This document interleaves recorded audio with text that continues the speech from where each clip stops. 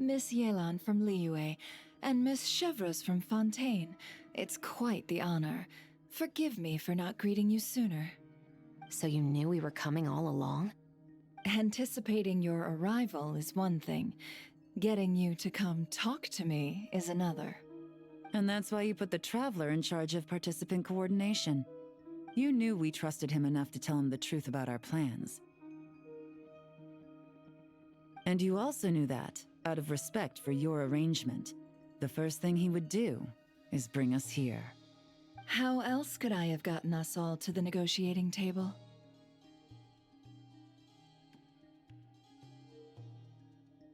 Forgive me for not cluing you in, Traveler. I had a feeling things could get complicated, so caution was vital. Rest assured, you will still be compensated as promised. So, can someone explain what's going on here? Yes, might as well get it out in the open, ladies. You two were going to exchange intel sooner or later, correct? No better time than the present. Recently, the bandits at our border have become more aggressive. We don't know how, but they seem to have gotten their hands on some kind of weapon, which has made them a lot more dangerous. The caravan transports have been helpless against their attacks. We're facing a similar situation in Fontaine. Conflicts between gangs have been escalating, with civilians getting caught in the crossfire. Our investigation indicates that someone has been supplying the gangs with some unusually powerful weaponry. Even with the Spina's help, we've been struggling to curb the fighting. In which case, I think we can confirm that we're facing arms dealers operating on an international scale. Yes, and their cover has been ironclad. There hasn't been so much as a trace leading back to them, until their most recent operation. Let me guess. Someone leaked where the weapons are coming from, and it pointed right to the Nodcry Trade Expo. Exactly. I see. Well, weapons tend to be a hot commodity in a market with no restrictions. Say that the person you're searching for is in attendance. Does that mean you're prepared to ruin the expo to nab them? I won't lie to you. Catching this person is my top priority. How about this? In the spirit of being a good host, you give us a bit of leeway to do what's necessary. And in return, we won't do anything to undermine the expo. All deals made at the expo are protected, including those that would be illegal elsewhere. It's the entire purpose of an event like this. The Voynich Guild gets a cut from both the seller and the buyer, so we have a duty to uphold that principle. I can't just let a customer get scooped up by the authorities while everyone watches. You said this was a negotiation, but you don't seem prepared to compromise. Let's think about this. Maybe there's another way? Only deals made through the expo are protected, correct? Oh? Theoretically speaking, were any deals to take place outside of the expo's scope, I would have no right to interfere. Good. Then we can promise that the rules will be followed. I want insurance, then. To hold you to your word, the Traveler must be part of all operations related to the investigation. We have a deal. Then you have my thanks in advance. Looks like negotiations are a success! It's the best outcome I could have asked for. I appreciate the help, Traveler.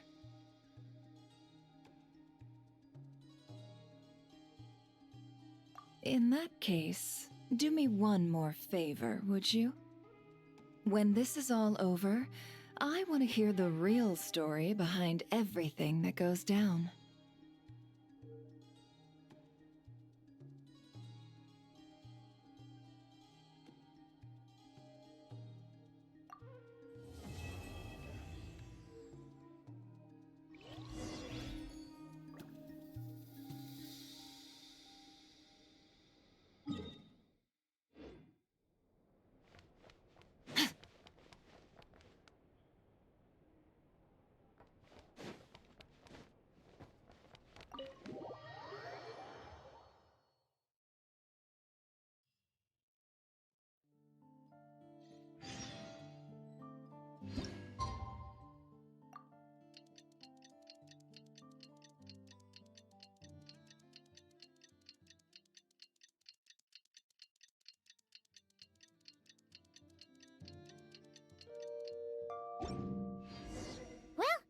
It's been 2 days. Wonder how the investigation's going. Let's go check in with Yelan and Chevres.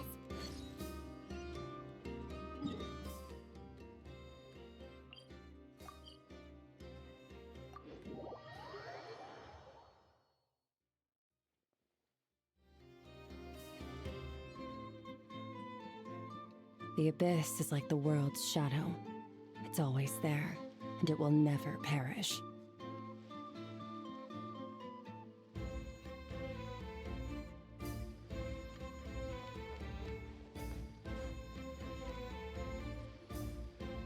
Wow! Can this launch blaster thing really shoot stuff from that far away? It does launch and blast things, but it's actually called a ballista. And yes, it can. But how does it stay on target? It uses a remote guidance system. But I'll let you in on a little secret. The upgraded version doesn't even need that. Can I give it a try? Oh, not a chance, kid. Can't have you hurting yourself. Believe me, this thing is even more powerful than it looks. Ask me again once you're older. Hey, Beto! What you up to? Oh, it's you two! I was just introducing our product to these discerning young customers. Paimon thought you were here for some, fishing? Wait, are these three? What? No, of course not. The kids were just curious, that's all. I'm sorry. Are these three preventing you from doing business? Let me get them out of your hair. Come on, time to go. Do we have to? Don't sweat it. They were just curious. I'm happy to tell them more about it. No, we've taken up enough of your time already. Neb, don't bother people when they're trying to work, okay? Okay. It was no bother, I swear. In fact, once the expo is over, come find me on my ship, and I'll let you see the ballista in action. How does that sound? How much would it cost? Not a single mora. Really? It's a promise then, miss.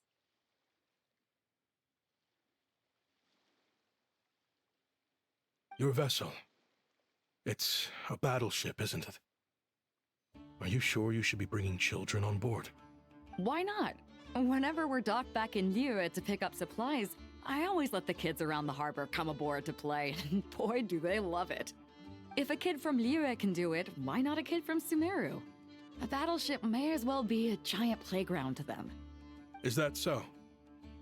I've heard that people in Liyue also turn gunpowder into explosive firecrackers and give them to children as toys.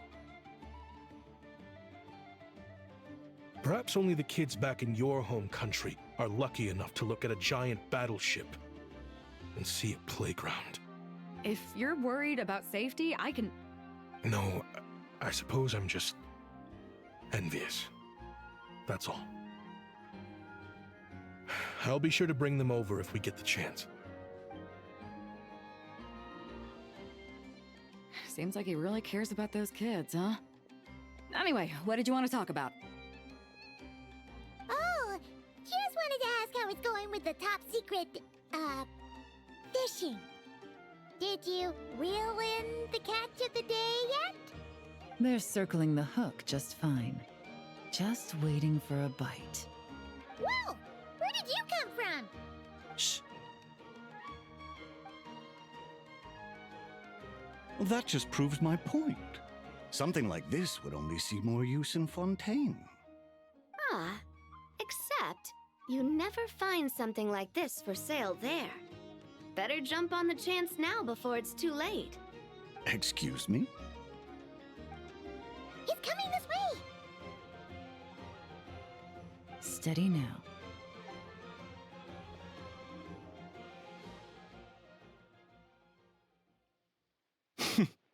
That's mighty expensive.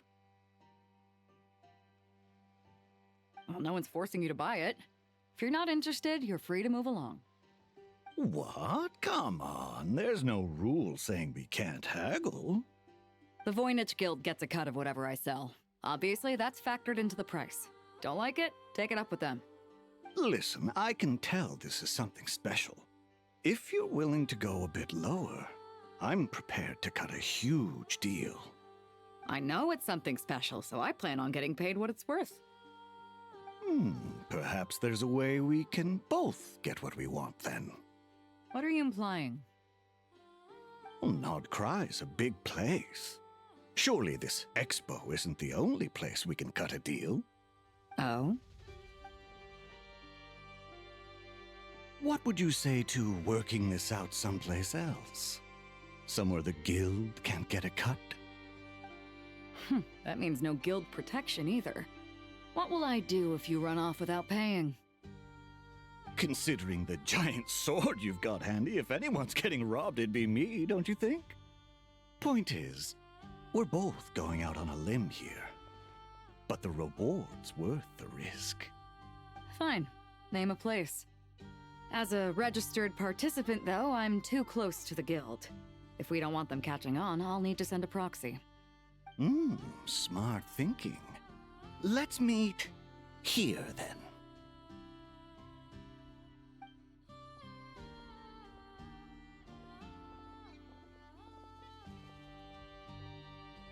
Good.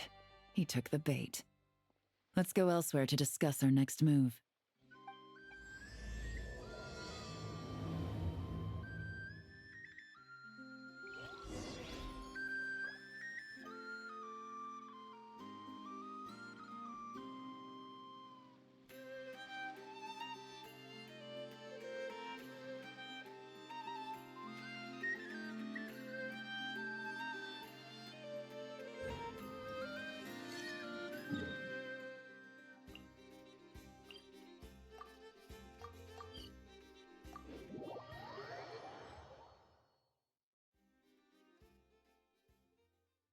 Captain Beto's hook was what got him in the end, huh? Oh, I didn't get a chance to show off how convincing I can be. This isn't tabletop troop, Navia. In real life, persuasion takes a lot more than a dice roll. I brought a product tailor-made for Fontaine because I thought the group's activities were limited to that area.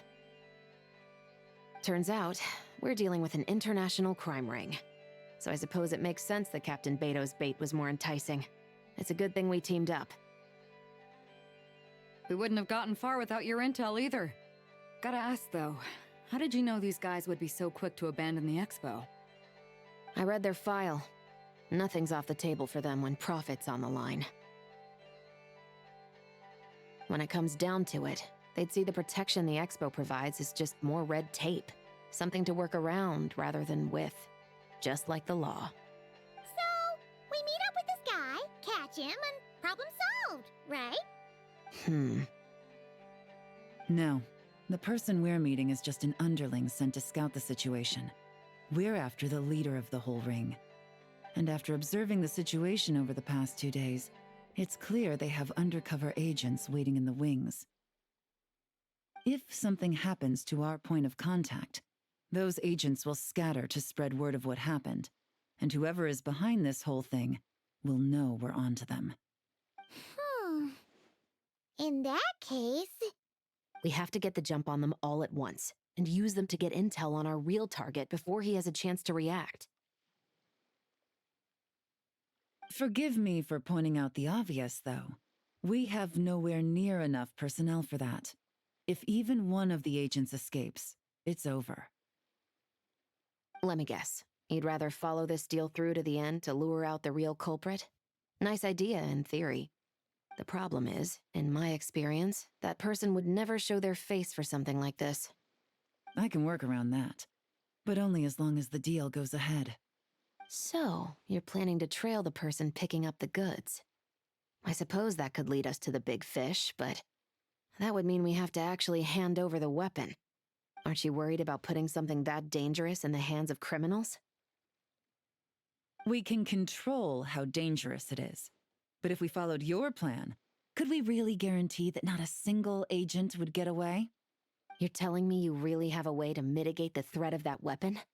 You're telling me that you really have the wherewithal to carry out a large-scale search and seizure operation in Nodcry? Are they having a fight? They're both experts in this sort of thing. A lot of back and forth is to be expected. Don't worry. I think they're getting along great. A successful collaboration requires trust and a willingness to make concessions. So how about this? I'll meet up with the underling as planned and stall him as long as possible. While I'm keeping him busy, you round up the rest of the agents. Sound like a plan? Yes, I appreciate the trust. And I promise you, not a single one will get away. See? Like 2 peas in a pod. Traveler, you should come with me to meet the buyer. After all, we promised Nefer you would be involved in all our operations. The Traveler is kind of a famous face around these parts, though. Then you can serve as backup. Remain hidden, and on the off chance he tries anything, it'll be 2 against 1.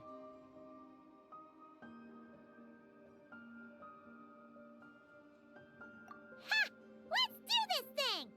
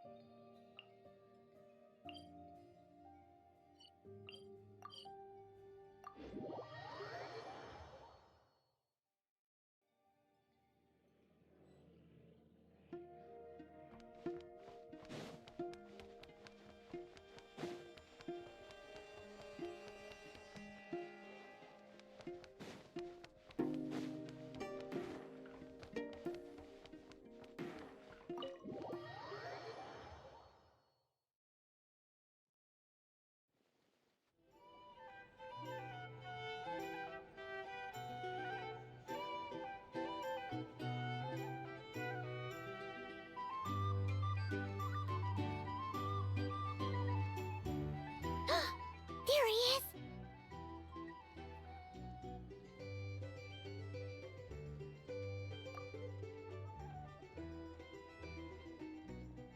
Oh, you really can't go lower? Best I can do is shave off the amount the guild was going to take. You're a tough nut to crack. How do you plan to deliver the goods? Depends on what you need. You don't look like you're from around these parts. So I'm guessing you need sea transport? Yes, but there are a lot of eyes on the port. It would be better to dismantle the product and transport the components in crates. That might be tricky. If you're worried about getting caught, then let's bypass the port entirely. We can launch from a secluded shoreline and use our own boat for transport. Sorry. But I'd still prefer to have it dismantled and stored in regular crates. Ah, I'm guessing the port of arrival is where you resell the goods? You want it hidden in unassuming cargo crates, because you operate right out in the open. Most of the weapons have come in through Yilong Wharf or Lumiduce Harbor, so that seems to check out. What are you trying to say? Nothing. Just connecting some dots. I think we're done here.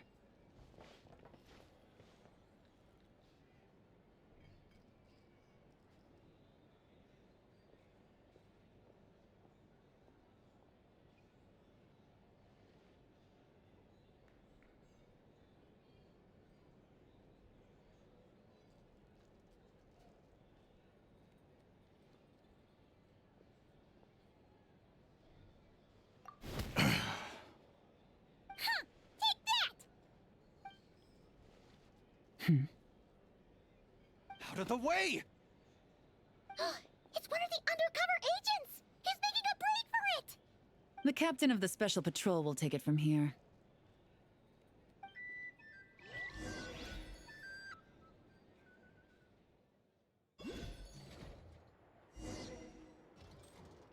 One just popped up. Looks like the one on the surface has been subdued. There are children around.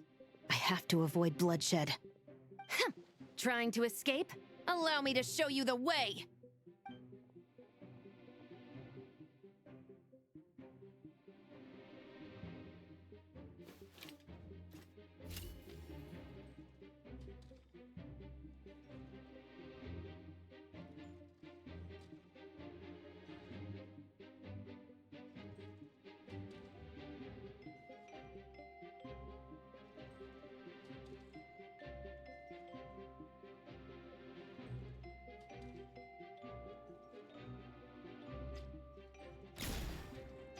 Nope, not this way.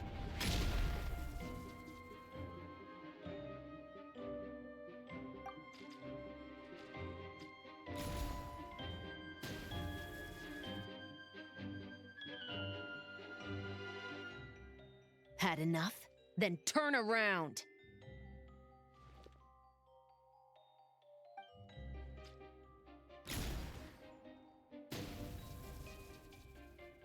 Out of steam yet? 'Cause I can do this all day!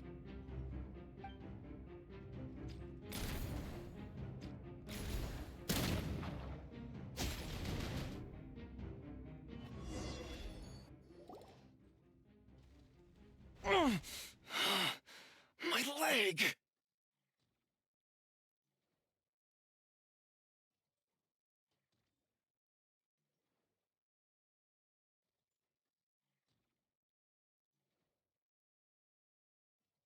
Is still attached.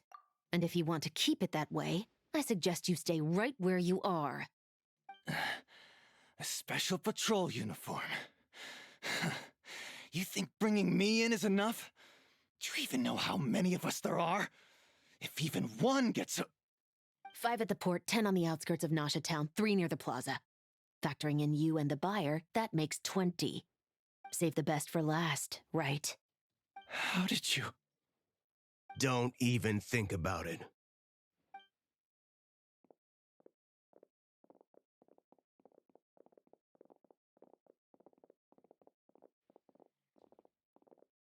Well done, everyone.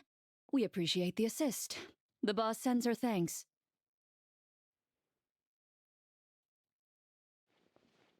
It was an honor. Without the Spina's help back in the day, we never would have been able to make it in Nodcry.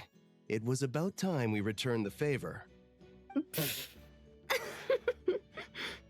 What? I needed to make you seem intimidating to get these local gangs on our side. We've been over this. Yeah, I know. But hearing you call me boss will never not be hilarious. Ugh.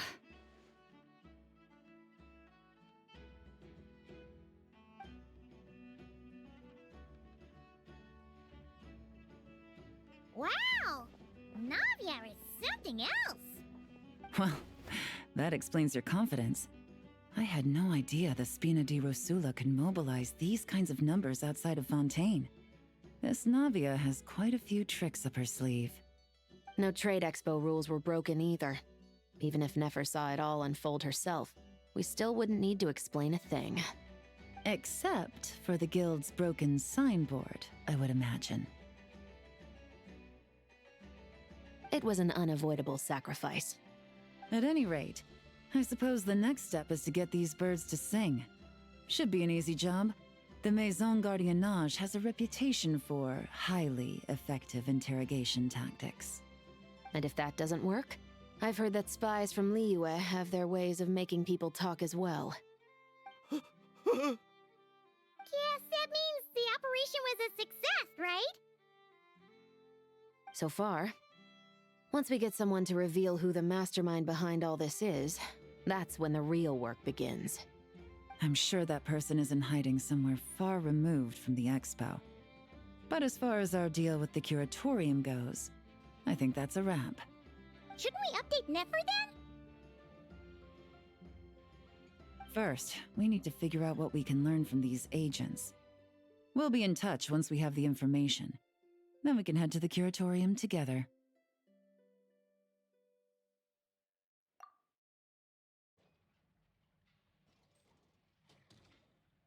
Well, that went a lot smoother than expected. Not a single one got away. You're thinking about Nefer's final request, huh? Let's see. We have 2 expert detectives from separate nations teaming up to uncover an international crime ring. That's not a bad story. If you feel like it's missing something, maybe Yelan and Chevres will uncover something more interesting during their interrogation. Excuse me? Are you the Traveler? Yehoda needs you back at the expo venue as soon as possible. Oh no! Did something happen? I'm sorry, I don't know the details. All she said was that it's urgent. Then let's get a move on!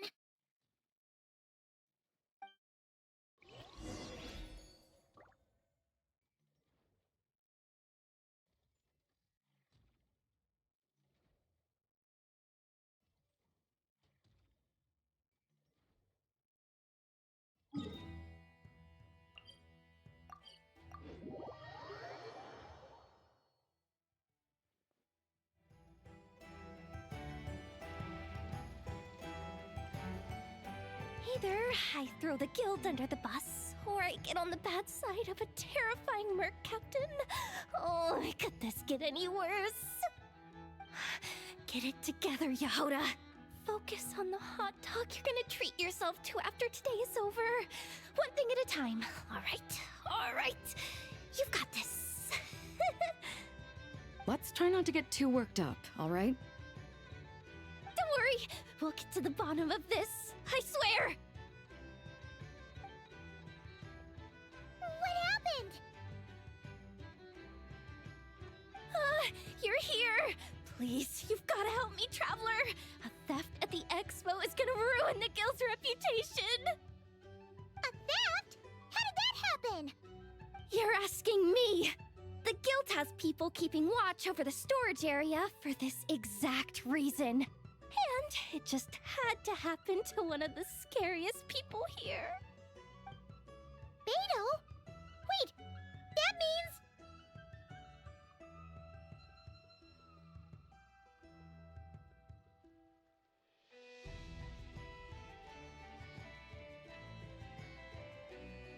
The guild asked us to keep our goods stored on the designated shelves. I had a few prototypes that I was using for demonstration, which I had stored there. But when I came to check on things just now, I noticed that all of them had been stolen. And each ballista is super dangerous! If they fall into the wrong hands... Well, all the prototypes have a failsafe designed to prevent unauthorized use, so it could be worse. Still, we should get them back as soon as possible. The guild will make sure of that. If you could just keep this between us for now, we would be super appreciative. Do we have to tell her?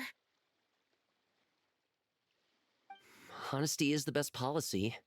That's what he taught us. I know, it's just...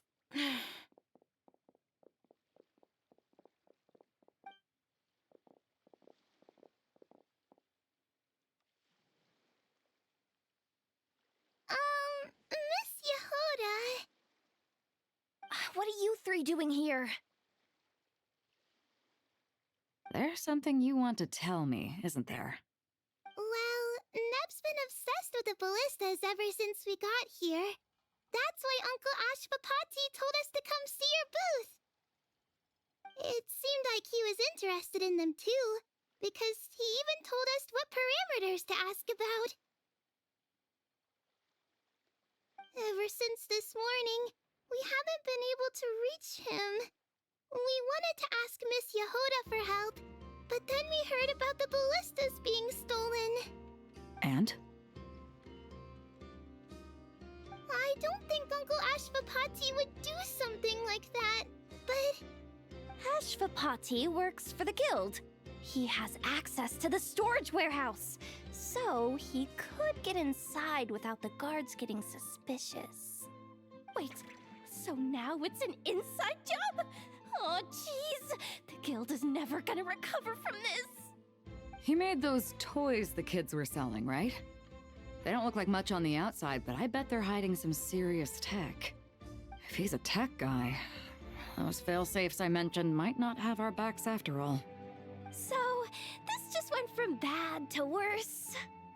Oh, uh-oh.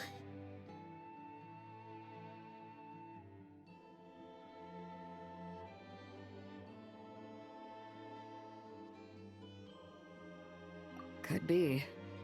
I mean, let's put it this way. There aren't a whole lot of people that could manage to stay off Yelan's radar. Why don't you take these kids to the curatorium and see what you can learn? I've got things covered here. Got it! Hold up. We can't hold these kids responsible, though. Right? No, of course not, but... Ugh, how do we explain this? You want to look out for these kids, don't you? I promised I would. Besides, they're innocent in all this. Good, because I'm looking out for them too. That's why I want to find their uncle as soon as possible. No matter what he did or didn't do, it's worse for them if he's missing. Guess we're on the same page then. Take these kids to the curatorium. I'll update Yelan and tell her to meet you there.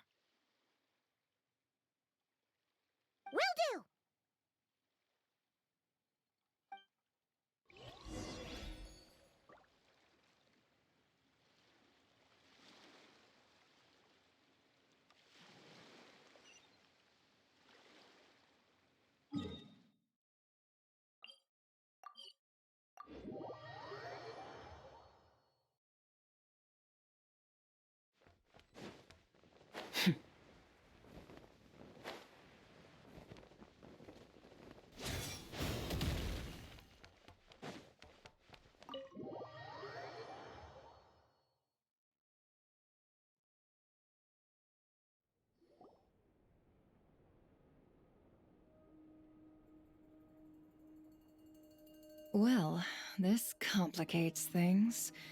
Here I was hoping the trouble would start and end with you two. But no matter. This will all make for a very engaging story. I wouldn't be so flippant. This time, it's one of yours causing trouble. I'm starting to wonder if all those agents we captured were just a distraction, so the real culprit could make their move. It's all still up in the air right now. What can you three tell us about Ashvapati? Uncle Ashvapati isn't our real uncle, but he is our guardian. He adopted us when we were little. He told us we all came from the same band of Eremites in the desert, but apparently, we're the only ones left. We've been traveling from place to place with him for as long as I can remember. We got to Nagcry not too long ago. Their eyes. What about them?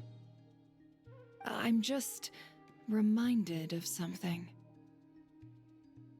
About a decade ago, there was a band of Eremites who, seemingly out of nowhere, gained technological capabilities far surpassing those of other groups. Leveraging that advantage, they built a number of highly advanced weapons and sold them to the highest bidder. The conflicts in the desert became even bloodier as a result. While the other groups were tearing each other to shreds, these newly minted arms traders stood by and reaped the spoils. But before long, their own weapons were turned against them. And as the flames of conflict engulfed the desert, the group met their end. None of the weapons survived, and so in the wake of that destruction, the status quo of the desert was restored. That's terrible. In the desert, it's kill or be killed. People will stop at nothing to gain the upper hand. If this happened in Fontaine or Liyue, I'm sure the perpetrators would have been prosecuted to the full extent of the law. But in the desert, no one bats an eye. From what they've told us, sounds like these kids are orphans from that particular band of Eremites. Which means their guardian is likely one of the few survivors as well. Sounds like it. No! Uncle Ashvapati would never do something like that! No matter what happened back then, I know one thing for sure. Uncle Ashvapati hates weapons. Sure, he's good at building things, but all he does is make toys for us to play with. He can't be the kind of person you're making him out to be. Or... I'm sorry. All we can do is act upon the facts. So, what's our next move? From our interrogations, we've learned that in 2 days, the person behind all this has a meeting planned to collect the goods. If all goes well, we can head to the pickup point and ambush them. But if Ashvapati is part of this and the leader learns what happened, there's no chance he risks himself for his agents. So, that meeting might as well be moot. Then let's focus our efforts on Ashvapati for now. If we find him, he might just lead us to our culprit. If he stole the prototypes, there's bound to be a trail. I'm confident I can track him down. I just need some time. What can I do to help? I work best in the shadows. The more people involved, the harder it is to operate. As soon as I've got a location, though, he's all yours. You let me handle the search, and I'll let the special patrol handle the seizure. That does sound like the most feasible plan. I'll be waiting for the good news. Seizure? Hey, don't worry too much right now. The most important thing is that we find your uncle. The rest can wait. Okay. Looks like I'll need to enlist your services for a bit longer, Traveler.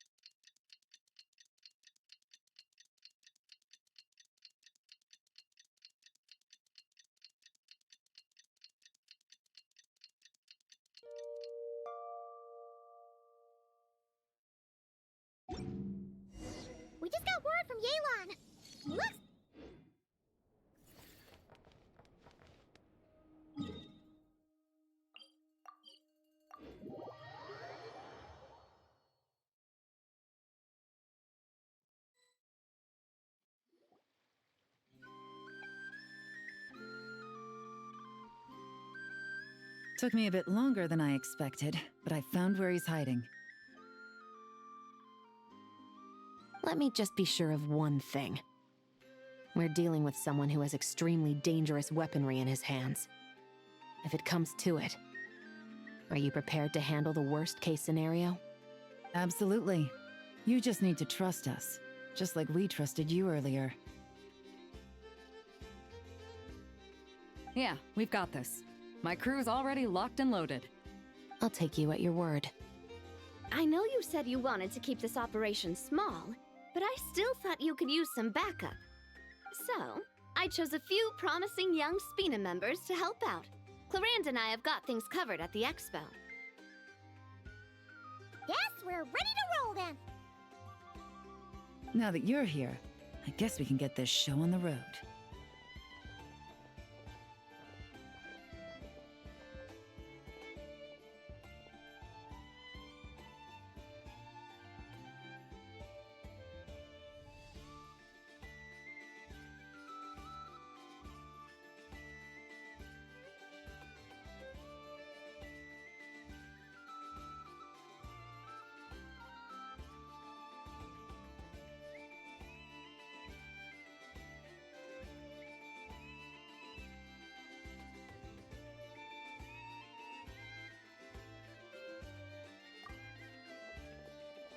Wait!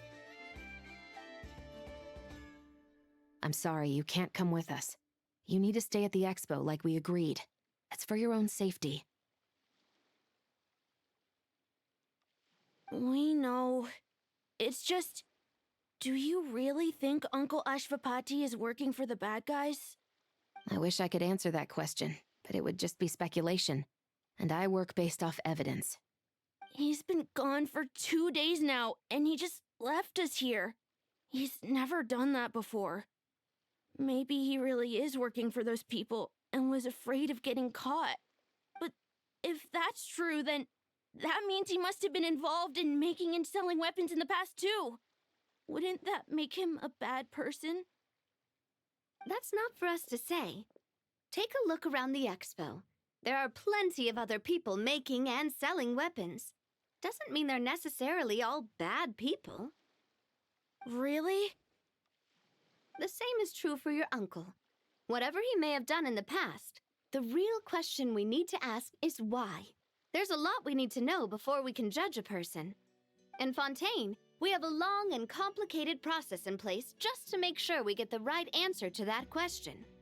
Yeah. Why would Uncle Ashvapati do something like that? How about this? I'll make sure that Miss Chevras and Miss Yelan promise to bring your uncle back safe and sound. Then you can ask him yourselves. Thanks, miss.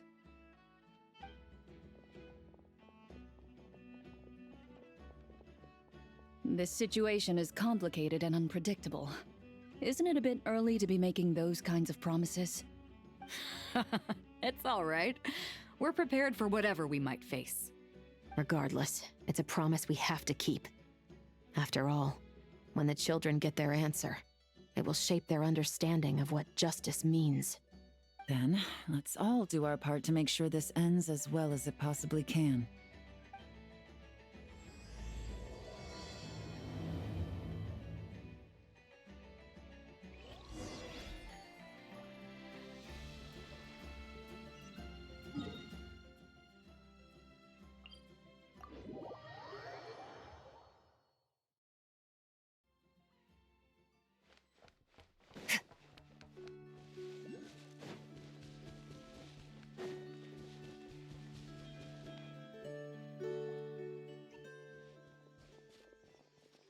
Stop right there!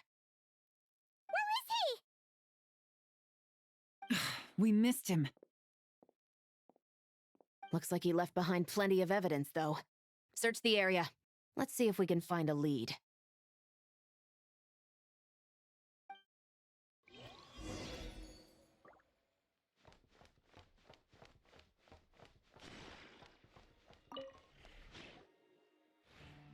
These records look suspiciously familiar. Yeah. Doesn't seem very coincidental to me either. What is it? Remember when I said this group's cover was ironclad? They were always careful never to leave a trail leading back to them. The one time they slipped up, it broke the case wide open. We found a cargo manifest left behind at the scene. That's the clue that led us to Nodcry. It was a similar story on our end. And now that same manifest shows up here, among the records left behind by Ashvapati. So, he's the guy that slipped up back then? Unless it wasn't a slip-up at all. How does the same clue get left behind at two separate scenes and picked up by two separate law enforcement agencies? Thinking back on it now, it doesn't seem quite so accidental after all. No. Almost like he led us here on purpose. But for what reason?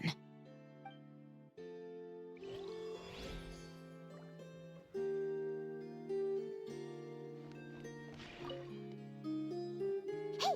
There's a letter here! Look at how it's positioned. It was begging to be found. I think it might be for us. You think he knew we would come here? If he did, he's a more impressive opponent than I anticipated. Let's keep going. We can read it together when we debrief.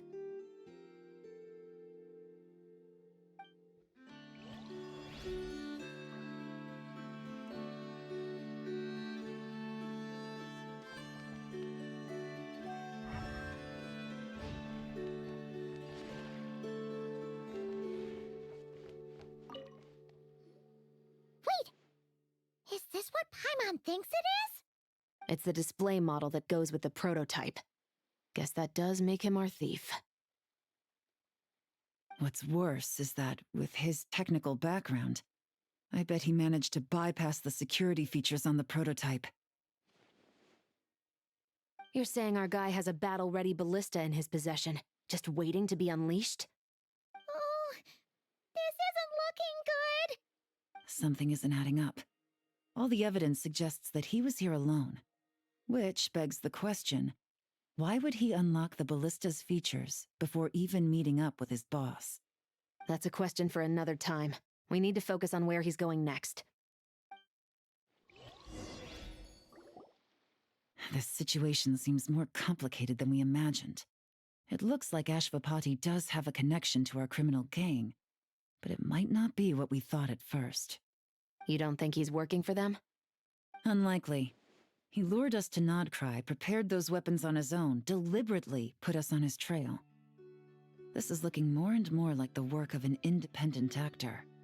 Well, if we want to get to the bottom of this, he's still our best lead.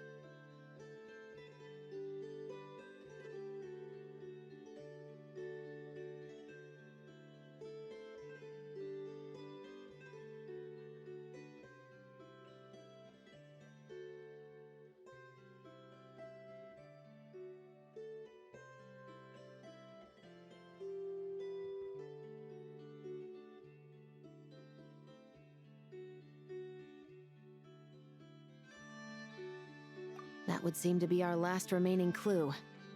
Let's do it.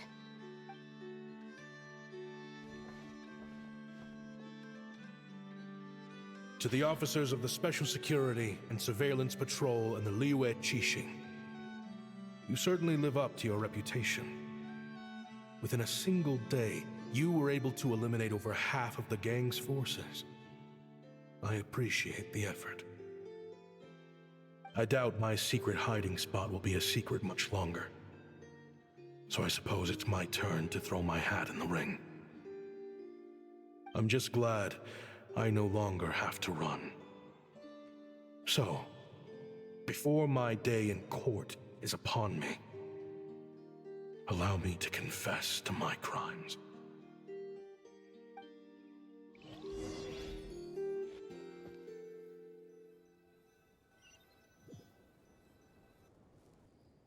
It all started with a Kashara War researcher, expelled from the academia for violating a taboo. He had dedicated his life to the pursuit of knowledge. But when he found himself in the desert, it wasn't even worth a pail of water to quench his thirst.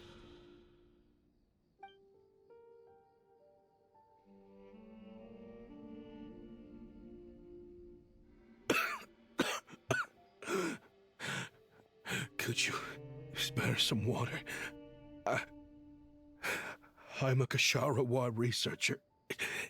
If you need something, I could. Researchers like you are a dime a dozen. Smart as a whip until you find yourself in the desert. Then, you're lucky to survive the night. Are you mocking me? No, son. Just still trying to figure out why I've got such a soft spot for strays like you. Here, give me your canteen.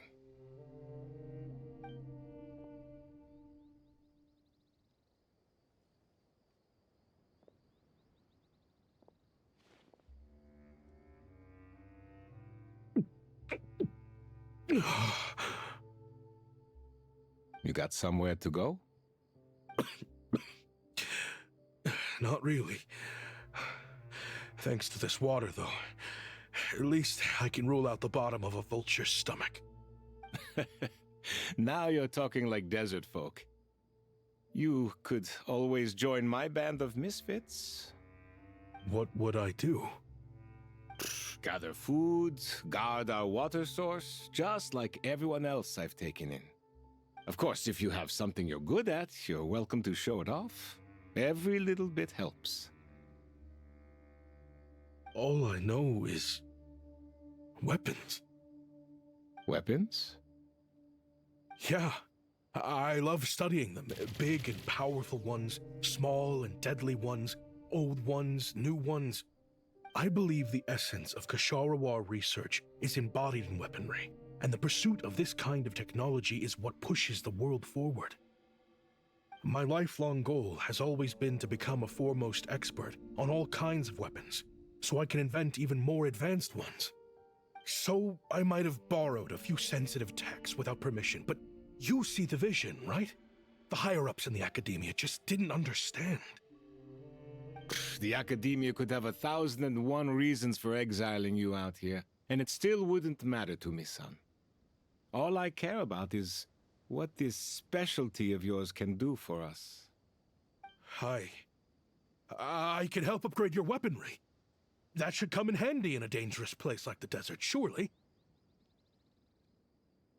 True, weapons are essential to life here in the desert.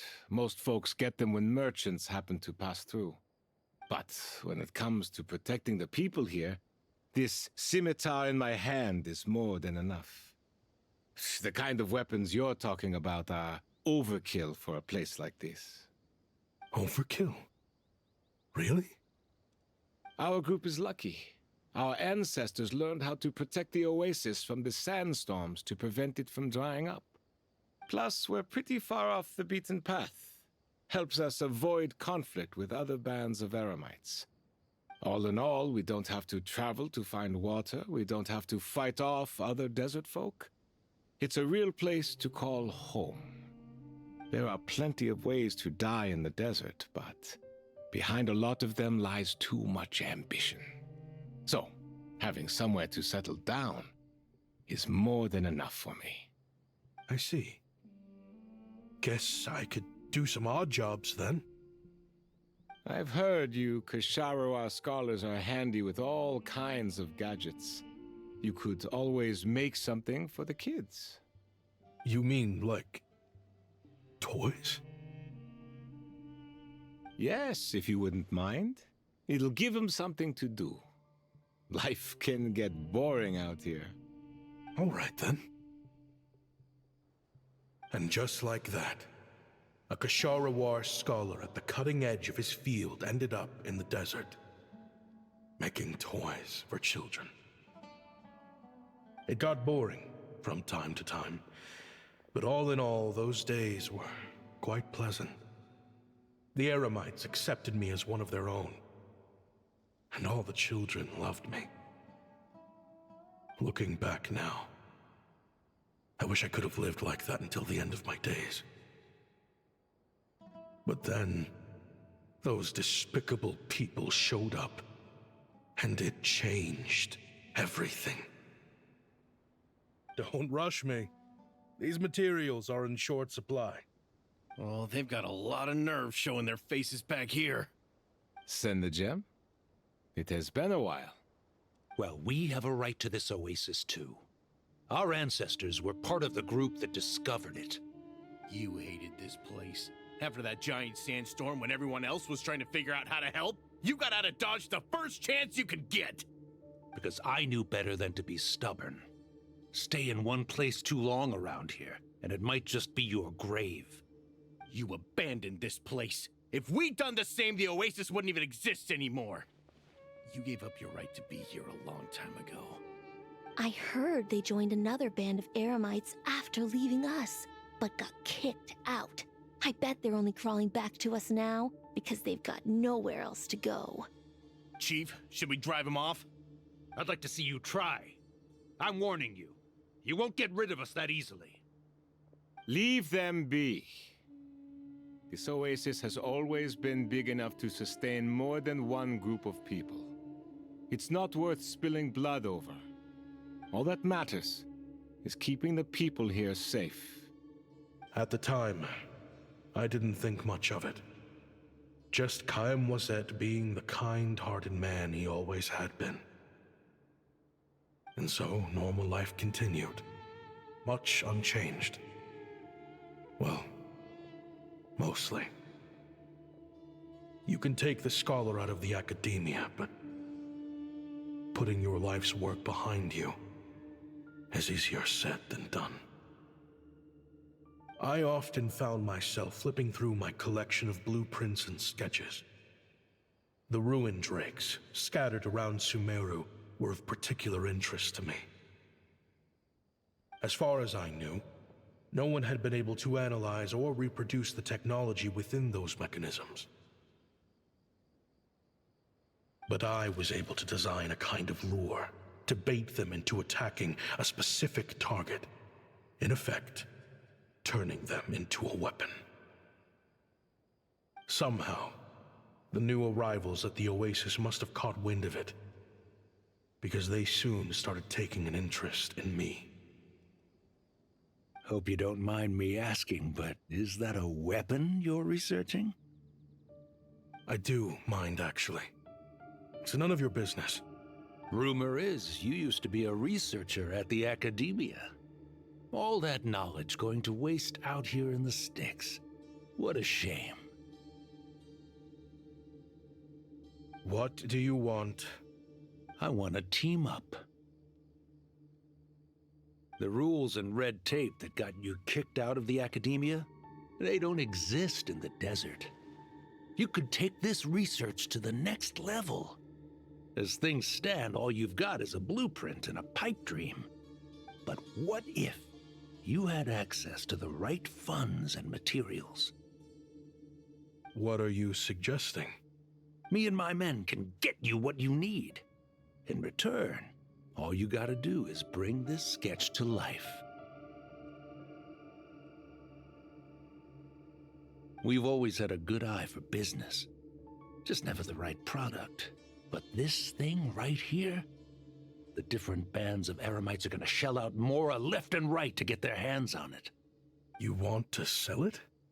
It's a win-win. You provide the goods, and I earn enough Mora from these people to fund the research of your dreams. I don't know. I understand what you're worried about, but listen, it won't come back to bite the people here. These people don't think bigger than this place. They don't get involved in conflict. I mean, come on. Their biggest enemy is the weather.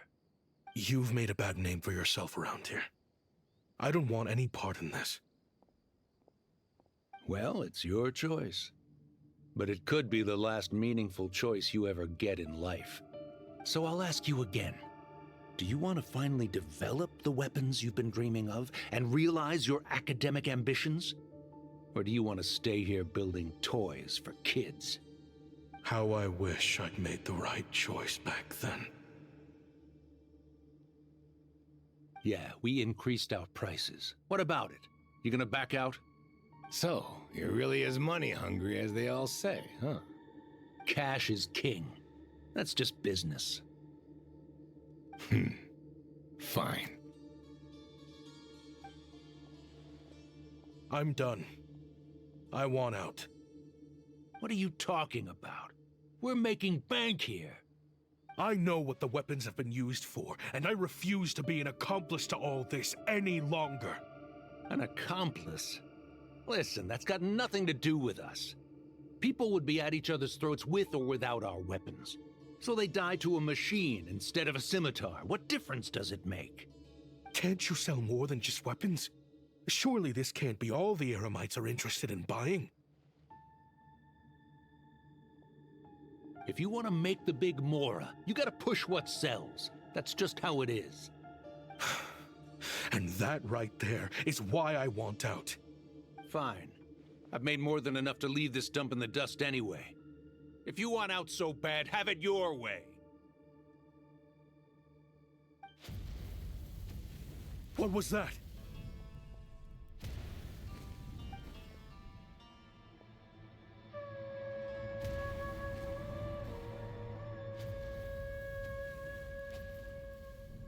No.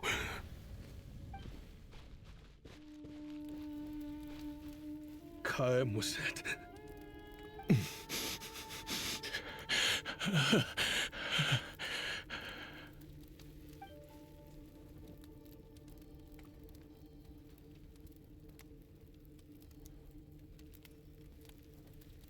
How did this happen? You won't find a tribe in this desert without enemies. People have tried to steal water from this oasis in the past, but Kaem Wazet drove them off. Guess his enemies have been holding a grudge this whole time. You sold weapons to his enemies.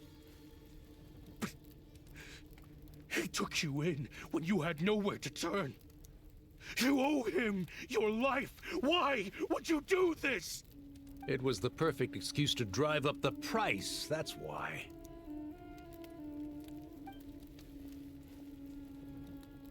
It was only later that I found out. This wasn't the first time Senegem and his men had turned around and stabbed their allies in the back. Let's just say there was a good reason they had nowhere else to turn back then. I didn't chase after them or try to hold them accountable. In that moment, all I could think about was saving as many people as I could in a desperate attempt to atone for my sins. But once the weapons I designed were turned against us, the fate of this place was sealed. Even I could do nothing to prevent it. In the end, despite all the burning tents I rushed into, I was only able to save 3 children. And now, you know the full account of my crimes.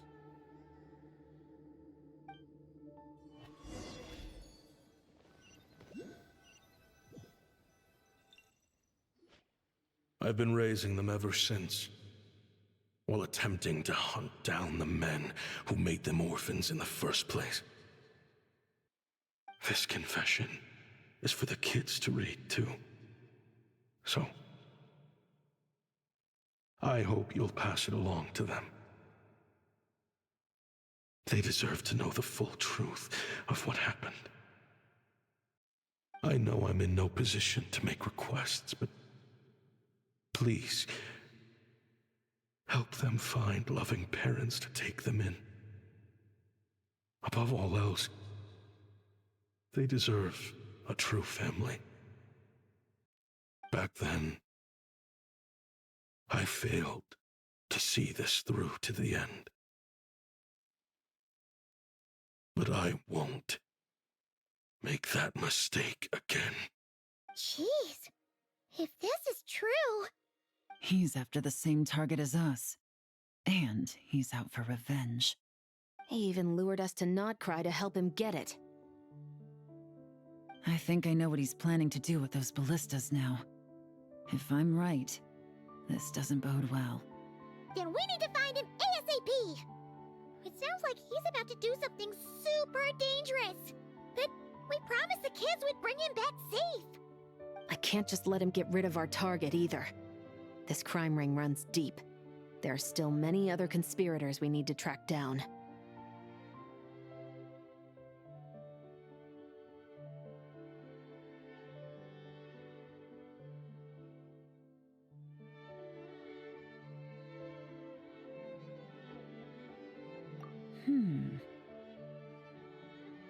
Oh? You got something? He knew we'd be out of the picture investigating this place. I think he decided to spring the trap that we set up.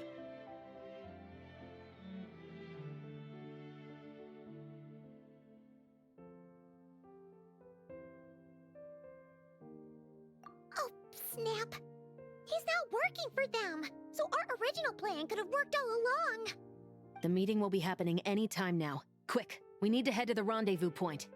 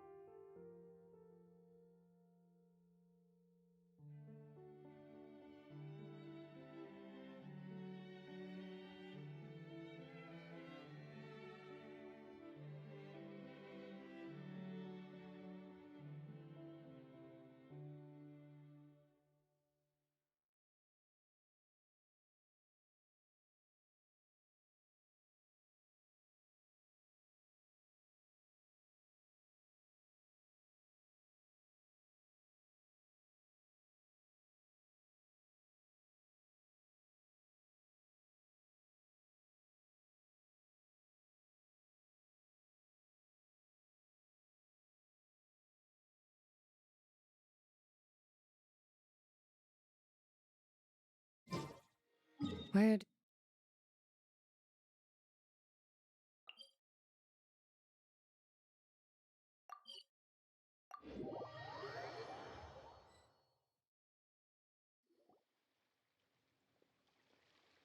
Ashvapati.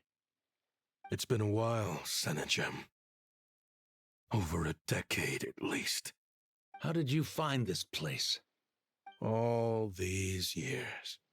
And the signal you use for the meetup point still hasn't changed.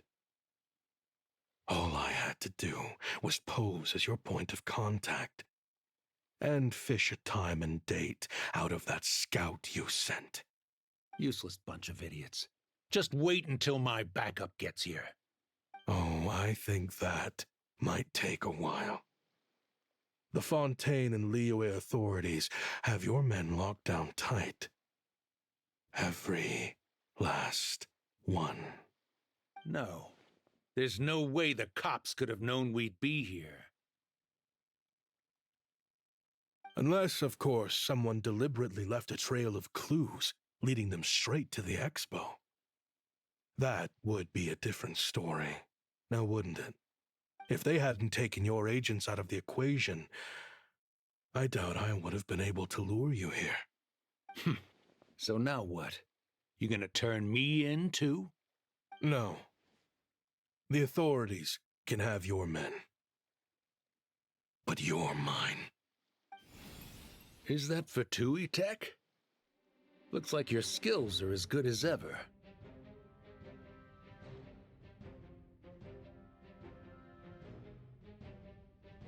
Listen, I know you're mad that I've been racking up Mora without you all these years, but it looks like you still got it.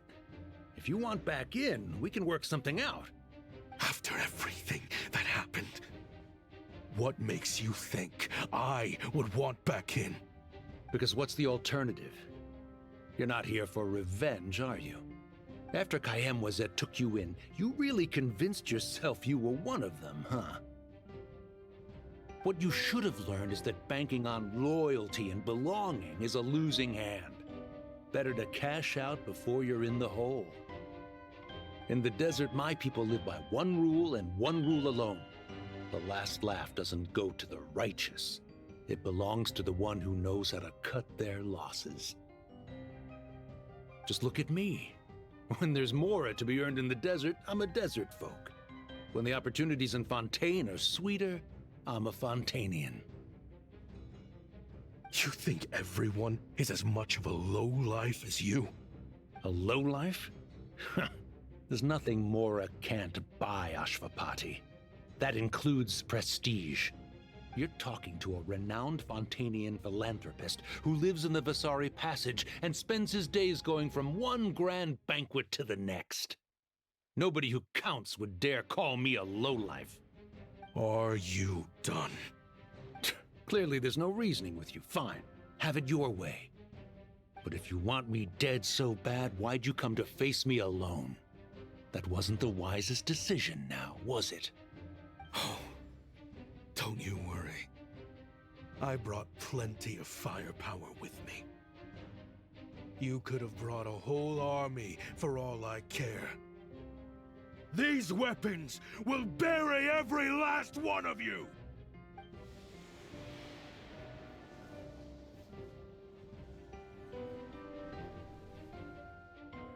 What the? Are you crazy? If that thing fires, you're not getting out of here alive either. Yes, that's the plan. It's high time both of us paid the price for our sins! He's lost his mind. Get him! Start breaking his bones until he removes this barrier! Hold it right there, all of you! Otherwise, I've got enough firepower to go around, too. The Maison Gardiennage! You got here sooner than I expected. Hey! What's that in the sky? Looks like bad news! Ashvapati, you have my word that these people will face the judgment of the Fontaine courts. Remove the barrier and come with us at once. Fontainian justice is too merciful for them. You should leave us. Stubborn fool. I don't deserve them. I have to atone for the things I've done. What is it you feel you need to atone for? Weapons research? You're from Liyue, right? Your ancestors were the first people to master the recipe for gunpowder. And yet, they turned it into fireworks and firecrackers that even children could play with. Surely, it's choices like that which make Liyue what it is today. I hear that it's a very peaceful place to live for the most part. But me? I chose to use my research skills to create weapons of war that brought death to countless people and destroyed the only home those kids had. That's why I have to atone. Because I have blood on my hands. Sounds like you don't know as much as you think about fireworks. They might be harmless fun in this day and age, but they started out as weapons too, you know. What? That's right. Fireworks and firecrackers were originally developed for use as weapons. They needed something a little more powerful than usual for purging evil forces and scaring off wild beasts. Over time, evil spirits learned to fear the sight of flames, and the beasts retreated into the mountains. That's when people started repurposing fireworks for entertainment purposes. The peace we enjoy today isn't because we chose to make toys instead of weapons. The weapons are what secured us the peace in the first place. Only then did we have the luxury of choosing to turn them into toys instead. It's people, not weapons, that commit acts of evil. And when people are as bent on destruction as the evil forces and beasts faced by our forebears, whatever tools they have at their disposal end up as weapons. Time is running out. Please. Leave while you still can. Relax. Now that we have these guys in custody, I think we can find a way of repurposing these ballistas for the children's amusement.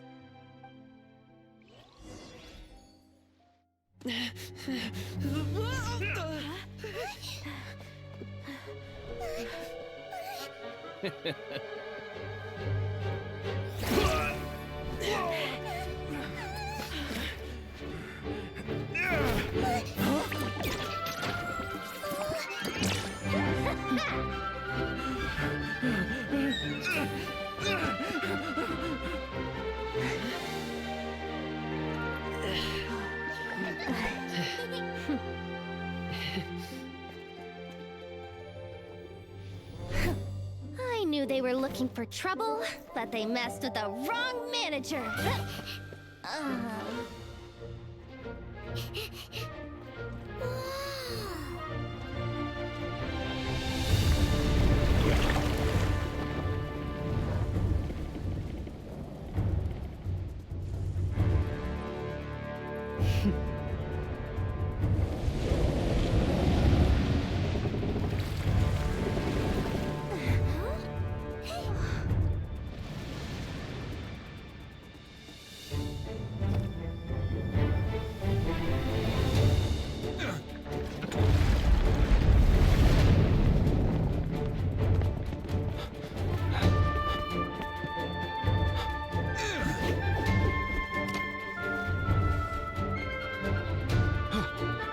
Captain, we're in position! Prepare to intersect! On my signal!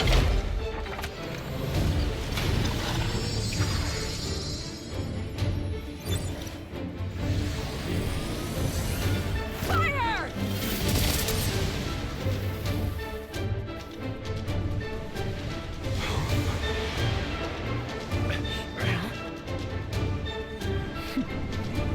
But how?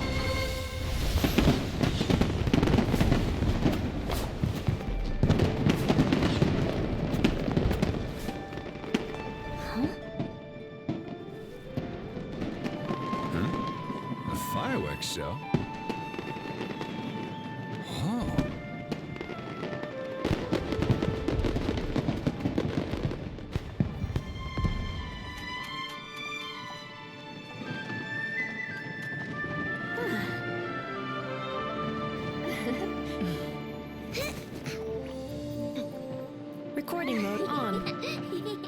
Has this always been part of the show?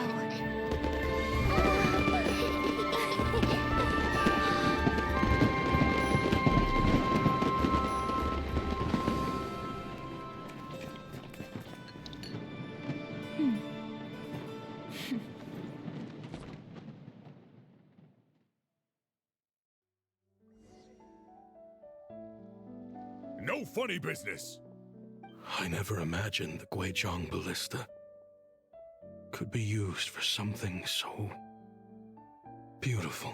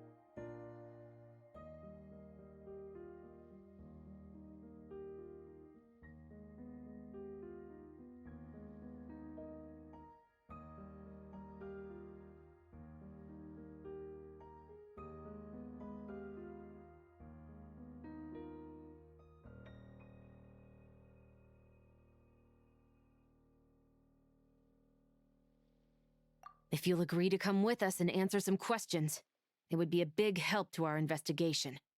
Of course. You'll have my full cooperation. I know I'm guilty. Just not sure of the precise crime at this point. Honestly, me neither. I'm sure a case like yours would have Fontaine's top legal experts scratching their heads. As for these arms dealers, though, I can confidently say that none of them will be getting away with this. So at least you can take some solace in that. I know. There's no sentence the court can give them that will satisfy you.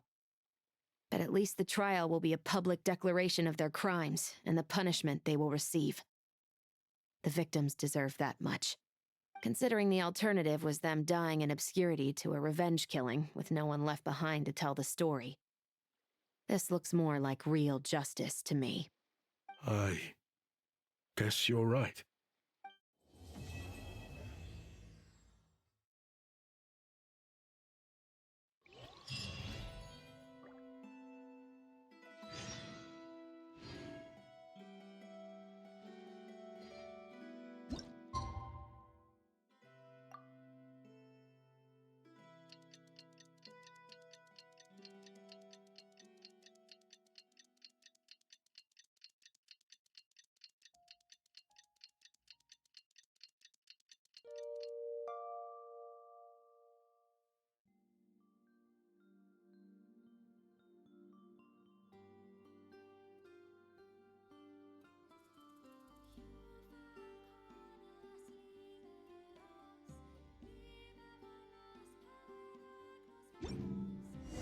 What do you think they did with Ashvapachi in the end? Let's go ask them for an update.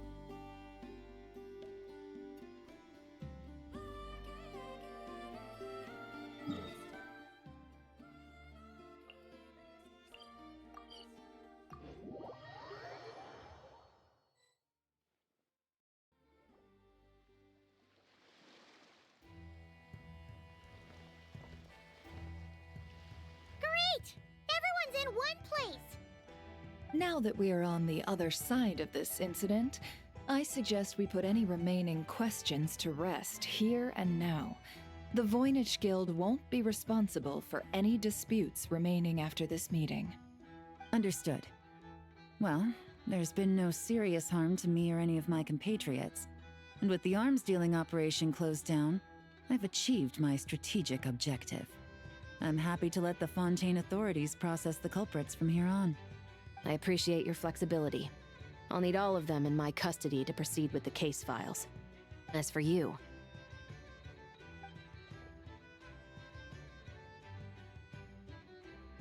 Given your association with the Voynich Guild, I suspect the boss of the Curatorium might raise some objections if I insisted on bringing you into custody as well. Then what do you propose, Miss Chevreuse?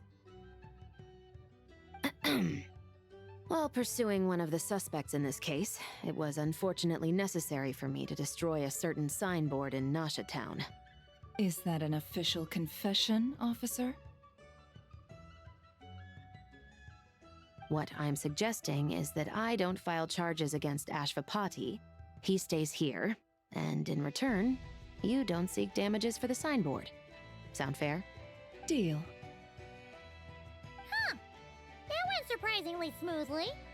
Paimon figured it was gonna be a whole ordeal. Uncle Ashvapati, we... They told us the whole story. Everything you've done.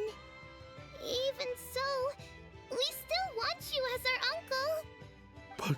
But If you'd been less trusting of the promises these men made to you back then, and left some weapons for your own people to defend themselves with, maybe things would have turned out differently. The way I see it, your crime wasn't the weapons research itself. It was failing to use that knowledge sensibly, to protect the ones you cared about. Yeah. You're absolutely right. Well then, what are you waiting for? The chance to atone for real is staring you right in the face. Children, from now on, I will protect you with my life. Traveler, Yelan, on behalf of the Fontaine authorities, it has been a pleasure working with you both. I wish you all the best. I have plenty of other business to attend to, so it's probably about time I got going as well. See ya. Looks like you're a free man. I guess, but even if they won't arrest me, I still have a lot to answer for. I joined the Voynich Guild with my own agenda and nearly ruined their reputation. Are you really gonna let me get away with that? After you joined us, it didn't take me long to find out that you'd lied about nearly everything. Everything except your desert origins. That turned out to be true. I actually consider the desert my home too, so I was interested to learn who the real Ashvapati was. Thanks to the Traveler, I now know the full story. And my, what a story it is. Granted, the final chapter caused us a fair amount of trouble. But hey, sometimes that's the price you pay for a good ending. Are you serious? I mean, obviously I can't let you stay in the guild. Not after all the rules you broke. I completely understand. I'd recommend that you take these kids back to the desert. Why? The desert has been plagued by seemingly endless conflict since as far back as I can remember. But your story offers a glimpse of a different way of life. Maybe there really is hope for peace in the desert. The Sumeru of today is a different world than what it once was. With Lesser Lord Kusanali at the helm, who knows where the possibilities end? Maybe you could rebuild the home these kids once knew. I'm flattered, really. But that was a lifetime ago. I'm sure the sandstorms will have buried any last trace of that oasis by now. Sure, we could put up a few tents and call it a settlement. But what then? It would be a brutally harsh existence. There's no way around it. Where there's Mora, there's always a way. Hello, my dear customer, why don't you discuss your needs with me? If you can dream it, you can buy it. So Mora is the answer, huh? All right. Say I wanted to buy a hometown for these children. You telling me I can buy that from you? Don't take her so literally. She's just doing her sales pitch. Sure can. Huh? Ta-da! I present to you one magical gemstone created by none other than the renowned mage Alice herself. Simply plant it in the ground and a spring will instantly start growing. Before long, you'll have yourself a fully fledged oasis. And the best part is, it's designed to work flawlessly, even in the most arid and sandiest of deserts. What the? Huh. Looks genuine to me. Goodness. They always say you can find everything at the Not Cry Trade Expo. Turns out it's more than just marketing hyperbole. Still, surely a treasure like this must cost the world. As much as I'd love to buy it, I don't think I'm the kind of clientele you're looking for. Actually, this could be your lucky day. The mage who tasked me with selling this insisted on setting the price herself, and she priced it as whatever keeps the kids happy. Needless to say, I could have found far more lucrative options. But alas, none of them would be worth breaking a promise to a mage over. Whatever keeps the kids happy? So what is that in Mora? Good question. I got it! How about I charge you whatever you three kids earned at the expo? Then you can say you bought back your hometown through nothing but your own hard work. I think that would keep the kids very happy indeed. Wouldn't you agree? Deal! Hooray! Well, this was a strange turn of events. I think it's safe to say that this was one of the more memorable trade expos.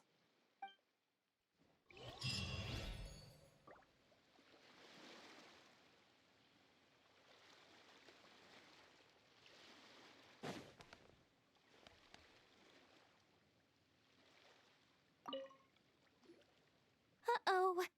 It's Lord Songima Bay! Oh, I wonder what we're in for this time.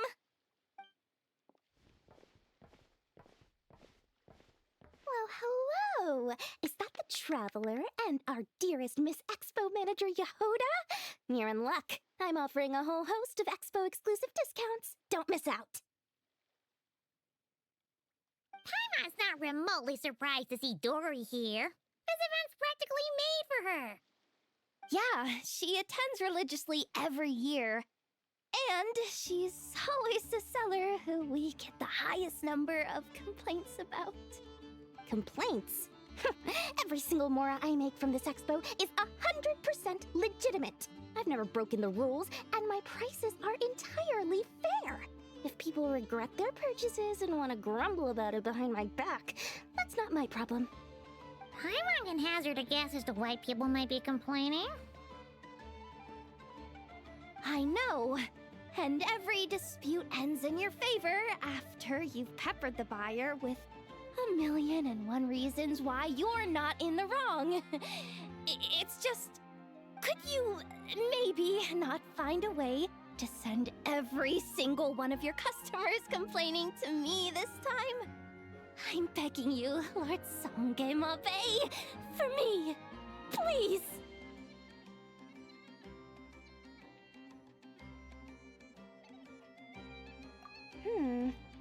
How about this? A special opening sale just for Miss Yehoda. 50% off! In other words, I'll do my very best to keep the number of complaints down to no more than half of my customers. Sound good? Jeez, what a bargain! Works for me, I guess.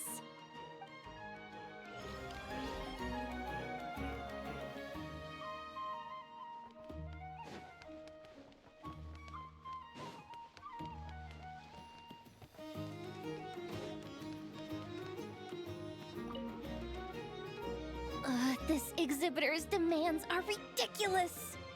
What's wrong? This exhibitor is apparently selling some rare Natlanese artifacts.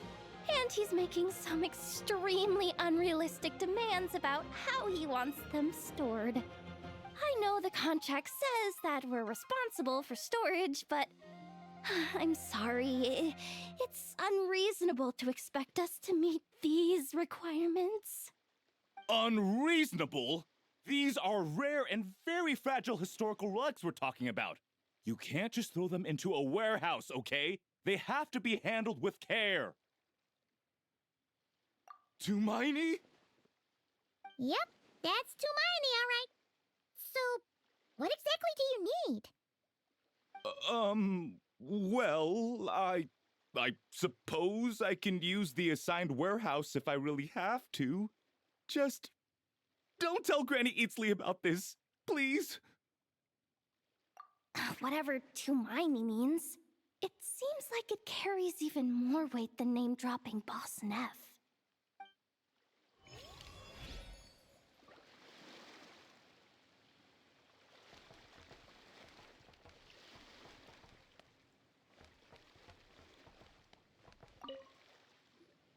Welcome to the Treasure Hoarder booth. The treasure hoarders have a booth? Yep, every year. This is the largest legal black market in all of Teyvat. The stuff they dig up is perfect for a place like this. But can one person really represent their entire organization? No way. Treasure Hoarder is just a catch-all title. Their internal structure is crazy complicated. The thing is, the members who'd apply to set up the exhibits used to give themselves ever more highfalutin titles. You know, to boost buyer confidence.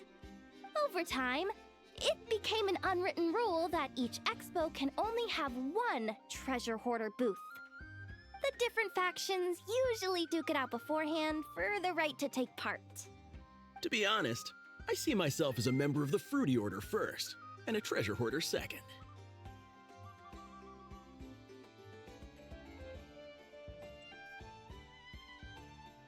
Of course it does. The Fruity Order is known far and wide for its heroic deeds. The Fruity Order's a familiar name around here, at least. They've been winning the Treasure Hoarder Expo rights for a few years now. Although, this guy's a new face.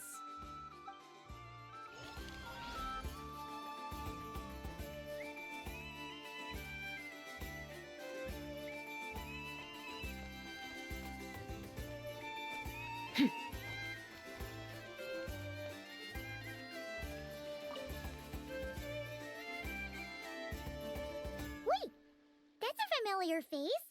Isn't that Viswava? Why, if it isn't the Traveler. Knew there'd be some big names here. Let's get the official business over with first. Unfortunately, you're the first seller at the expo to receive a complaint. We've received word that the muskets you're selling are— Well, yeah. It's written here plain as day. Muskets for sale. Condition extremely poor. The internal grooves have been worn away and the ammo might be damp. Best practice is to pray that it doesn't explode before each use.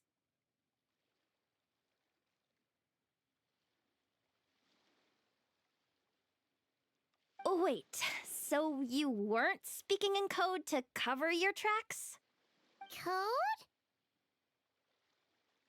Yeah, sometimes people bring stuff that needs to be kept on the down low, so they dress it up as junk beforehand. Happens on the black market all the time. You're overthinking things here. This stuff really is junk. We were just gonna scrap them, but my superiors thought we might as well try and make some more off of them. And who knows? If the prayers are answered and the gun ends up firing a few times, the buyer hasn't totally wasted their money, have they? Guess not.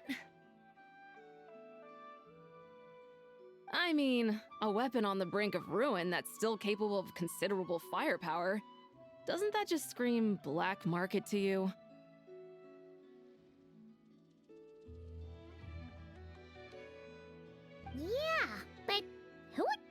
like this? Maybe collectors who don't care if it works, and desperados who don't care if it explodes. Fair enough.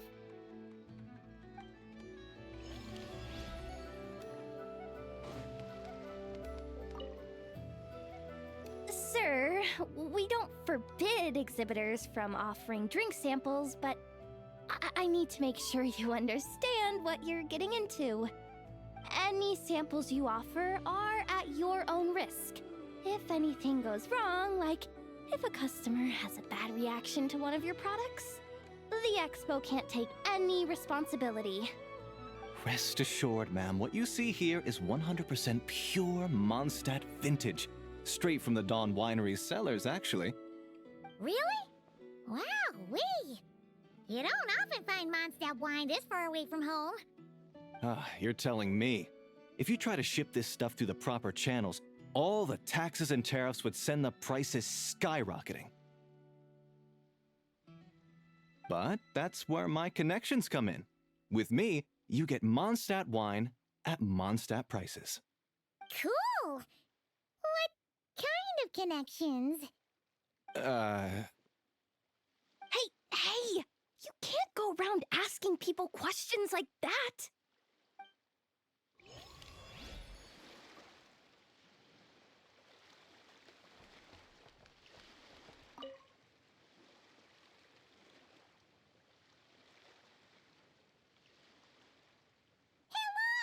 It's our old pal, Lieben! Oh, it's you two! Been a while, hasn't it?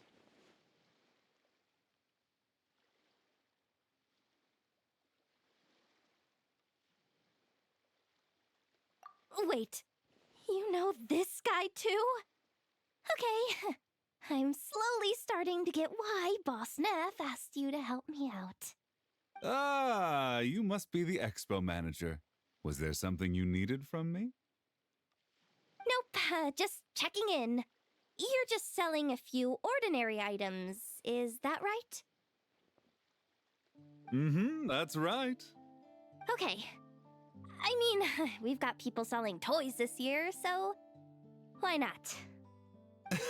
You seem confused. In the right environment, ordinary items don't have to fetch an ordinary price, you know? I'm sure I'll meet someone at this trade expo who recognizes their hidden value. Cool. Well, you do you. I'm certainly not gonna stop you. What about you, friend? Care to do some business?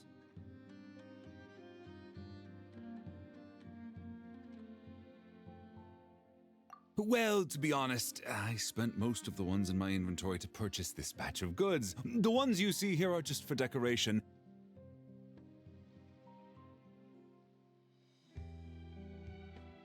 But I'm confident that I can make a killing here, so I'll be sure to make another batch of Box of Marvels should the opportunity arise later.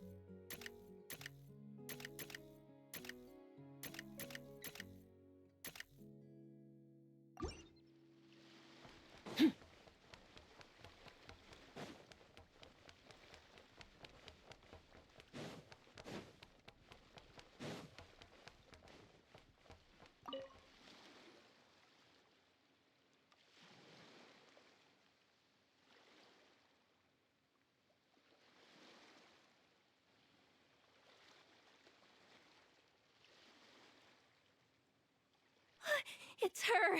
The boss of the Spina di Rosula! Huh? Uh-oh, things are about to kick off. What are you worried about, Yehuda?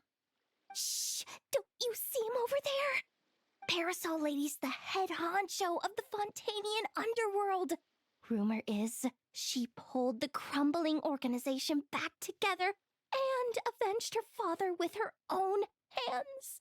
Oh, we don't want to get on her bad side. An eye patch over there is a merc captain from Liyue. She has a fleet of her own that sails the seas. Most people know to steer clear. I was worried this expo might not be big enough for the two of them, if you catch my drift. So I kept their booths far apart. Looks like they wound up meeting in the end, though. You don't think they're butting heads already, do you? What am I gonna do?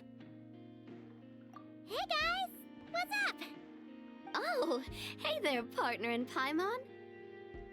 Partner? Can't go far in my line of work without hearing about the president of the Spina di Rosula or the champion duelist of the court of Fontaine. Thought I'd make some friends since the opportunity's presenting itself. Plus, now that the traveler's arrived, I wonder if these ladies might just agree to coming aboard for a drink. What's the traveler got to do with that?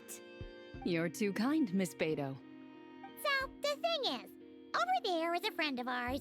She's managing the expo, and seeing as you're all big shots where you come from, she was worried you might, butt heads.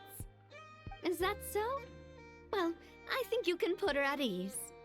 Yeah, and if there's anything we can do to help, just say the word.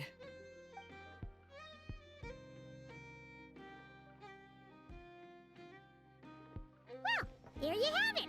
Nothing to worry about. These people are your friends. How is that even possible?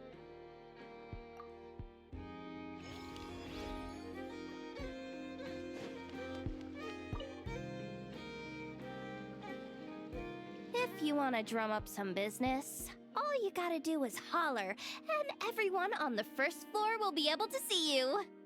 Also, you have to come this way to get to the second floor, which pretty much guarantees that everyone attending the expo will notice you guys at some point. Not bad, huh? Thanks to the spot I saved you, you guys will be drowning in business before you know it. Your point being? Cross-referencing Yehoda's current facial expression against database. Confirmed. Analysis suggests that Yehoda hopes we will return the favor. You bet I do. At least Robo-Girl gets it. Okay, how do we do that? Generating proposal. Complete. Yehoda, the next time you visit the workshop, I will reserve the seat closest to the hallway for you. Huh? This seat provides priority access to any dessert items delivered from the kitchen. It is also free from window glare and sits at optimal proximity to the teapot. By reserving this premium spot for you, I can guarantee you a most enjoyable dessert sampling experience. Is this your idea of a fair trade? Are you kidding me? That spot's usually reserved for me. I'd never let you take it if I didn't have my dessert budget to consider. What's going on? Yehoda looks upset. All right, I'll level with you.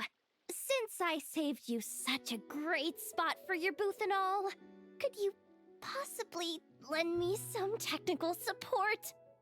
Please? Technical support? This year's expo is way bigger than ever before, which means there's definitely gonna be more shenanigans going down too. I know, surely you have some kind of contraption that can, like, scare everyone at the expo into compliance or something. As the manager, I need something I can fall back on in case the you-know-what hits the fan. Let me think. If things escalated that far, shouldn't you just report it to Nefer instead of trying to deal with it yourself? Well, yes, technically speaking. But if, for example, it was somehow kind of my fault to begin with, I'd probably be better off solving it myself on the DO. Remember those 3 kids? Well, that punk who was harassing them wasn't just some random nobody. He was just the one that got picked to stir things up. There's a whole bunch of people here who aren't happy with the booth situation. Now, obviously, they don't have the guts to pick a fight with the Voynich Guild directly, But apparently, they at least have the guts to harass 3 kids outside the confines of the expo. The problem is, I'm not really supposed to get involved with anything that isn't strictly to do with the expo, so the whole thing would kind of be hard to explain to Neff. Not that I regret what I did, but jeez, Yehoda, you sure know how to make life harder for yourself. Okay, yeah. Sounds like we need to be smart about this. Fine. Just this once, I guess I can lend you the Clink Clank Crisis Control Switch. Agreed. This option meets Yehoda's requirement for an expo-wide intimidation strategy. The Clink Clank Crisis Control Switch. What's that? This little guy right here. I made it recently after getting myself into a really sticky situation. To activate the switch, you just need to give him 3 taps on the head. If you do that, there's pretty much nothing in Nodcry that you won't be able to handle. Really? So what actually happens when you activate it? You'll find out if it comes to it, but I'm only letting you use it once, so you better save it for when you really need it. Okay, cool. I'll take your word for it.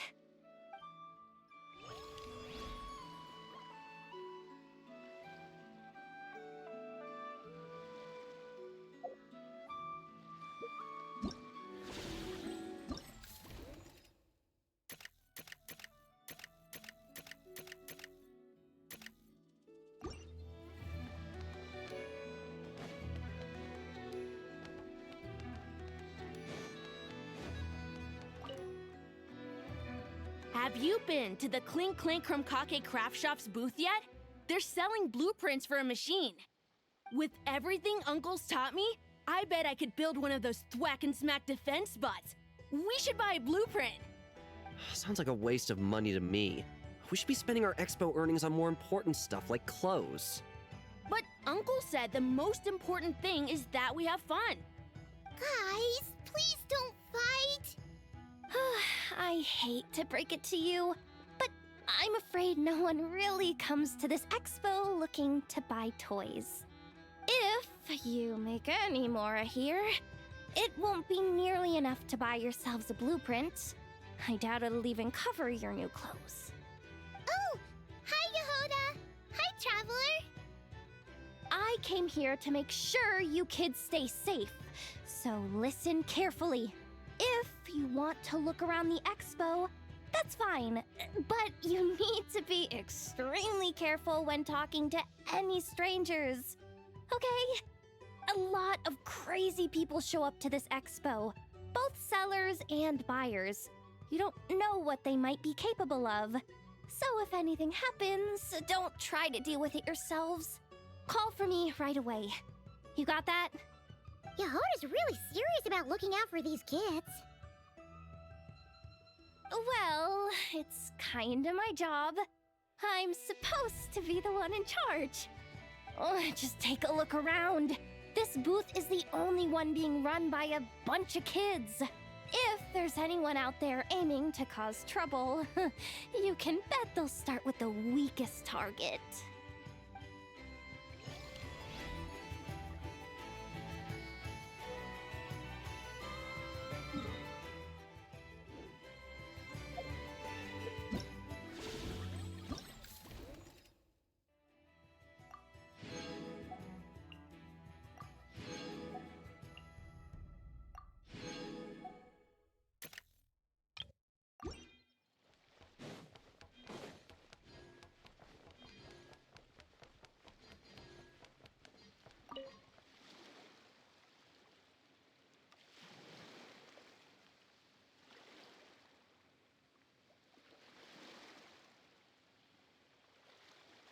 Watch out, Yehoda! Just keeping an eye on things. Looking out for any problems that might need me to step in. Hey, you 3! What are you doing here? There should be at least one of you manning the booth at all times. Accessing booth operation logs. Analyzing. Neb left to try and buy a new blueprint. Ati soon followed to try and stop him. Finally, Rhea came to mediate between them. I keep telling you, we don't have that much Mora to spare! I just wanted to have a look. What's wrong with that? Guys, seriously, stop fighting! Here's the thing, Neb. Even if you could afford to buy a blueprint, I'm afraid I couldn't allow it. I know you like building stuff, but these designs aren't for toys like the kind you're used to. They're for weapons, which are very complicated to build and extremely dangerous. That's a load of baloney, dumpster diver. My designs are toys too, actually. Huh? You build a machine that can blast monsters into the sky, and in your mind, that's a toy? I mean, at the end of the day, is there really that much difference between weapons and toys anyway? Not where Knuckle Duckle's concerned. That's for sure. Ugh, that's not the point. Anyway, you there with the brown hair, you want a blueprint? Yeah! I want to make some thwack and smack defense bots too! I also have some design ideas of my own. And with your bots as the basis, maybe I'll be able to try them out for real. I get it. Your head's so full of ideas you want to bring to life that you can hardly sleep at night. You try eating some snacks to take your mind off things, but it doesn't seem to help anymore. Exactly! But what can I do? I'll never be able to afford one of your blueprints. Well, you must have blueprints for the toys you've made too, right? Let's trade! One of your toys for one of mine. Really? Thank you so much, ma'am! Is it ma'am, or...? It's Boss. Boss of the Clink Clank Crunkaki Craft Shop.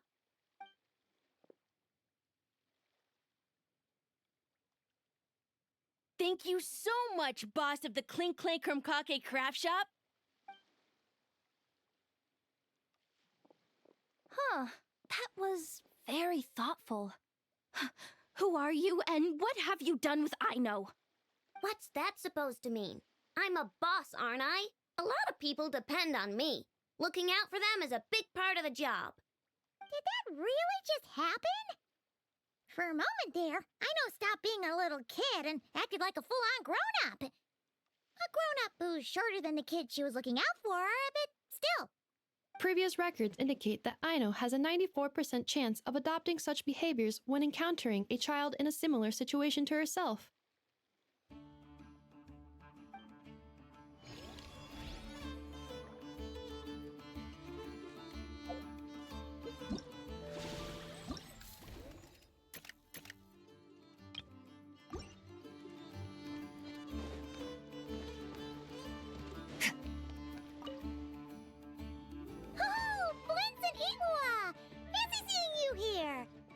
Ah, Traveler. Paimon. How do you do?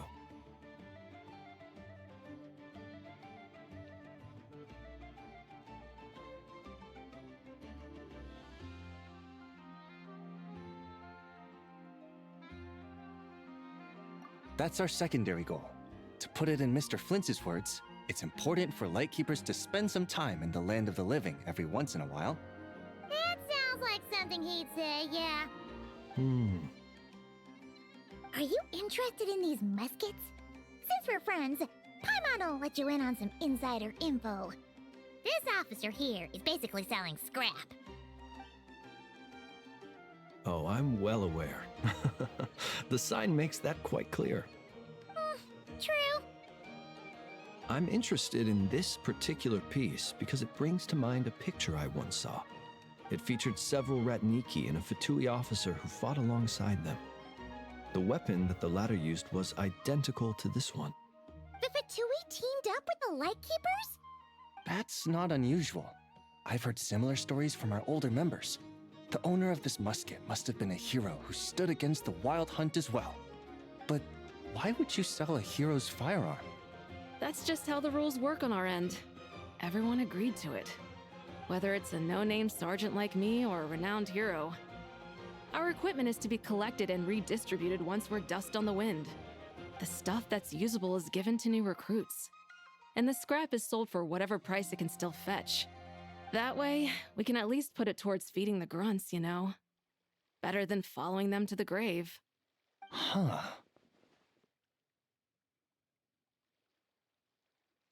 I think I'm going to buy this musket, Mr. Flint. Could you tell me a few more stories about it when you get the chance? Of course.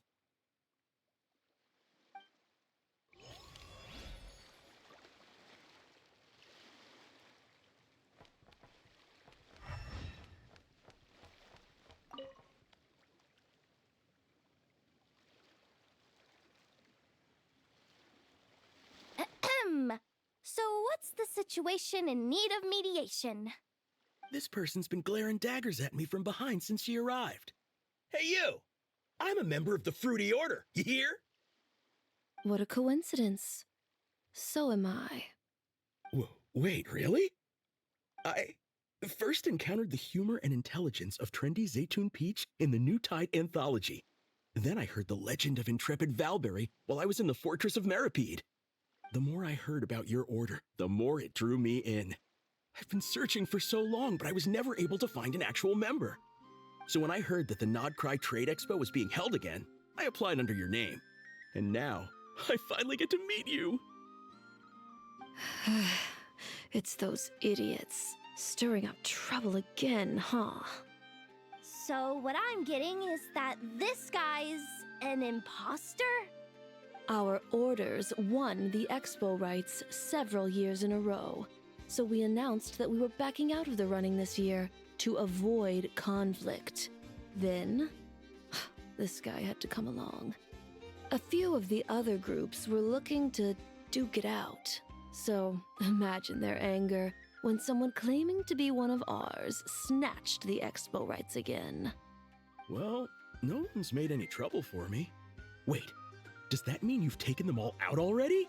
Man, I knew it! The Fruity Order's as good as they say. Can I join? We can't make trouble at the expo. Voynich Guild rules. Once it's all over, meet me at the harbor in Nasha Town. I see. All right, I'll be there. Does he not realize what's going on here? Also, considering our smooth collaborations thus far, a word of advice for the guild. This guy has only been able to keep his head in his booth because the Fruity Order took care of any rival factions. But if there's one thing the treasure hoarders have in spades, it's sore losers. Since our order has proven untouchable so far, they're sure to find easier targets to vent their frustration on. So look after those kids. Huh. So this guy has been responsible for more than one conflict so far.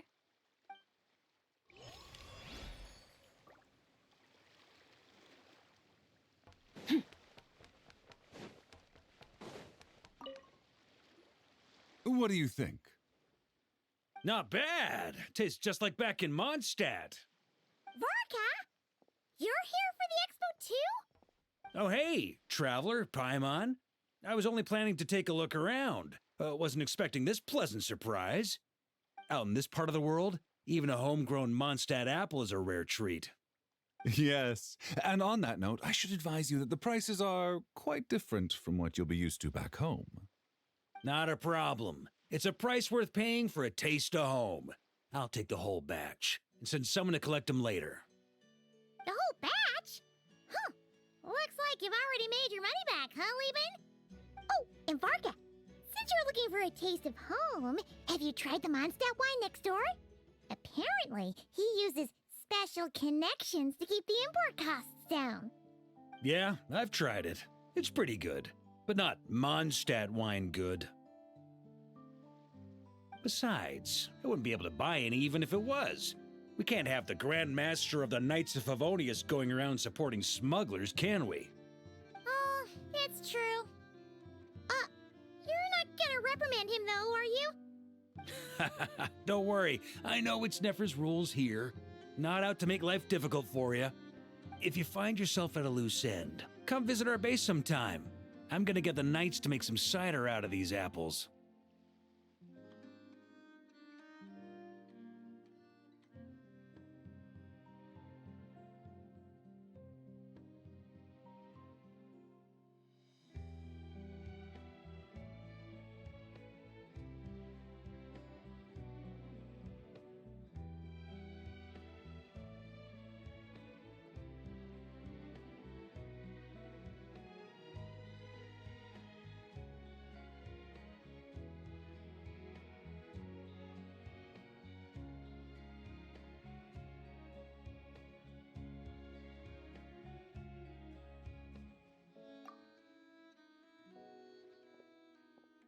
You're as generous as they say, Grandmaster. Looks like you finally made some real profit. Hey, don't make me sound so incompetent. Though I'll admit, I wasn't expecting to make my money back quite so quickly. Now I can start thinking seriously about my next venture.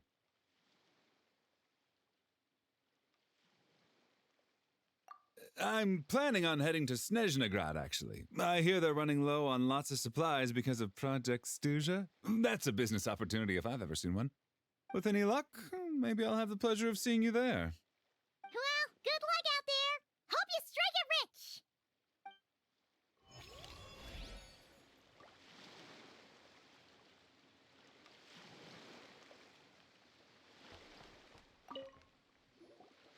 I can't believe you came all this way to investigate me.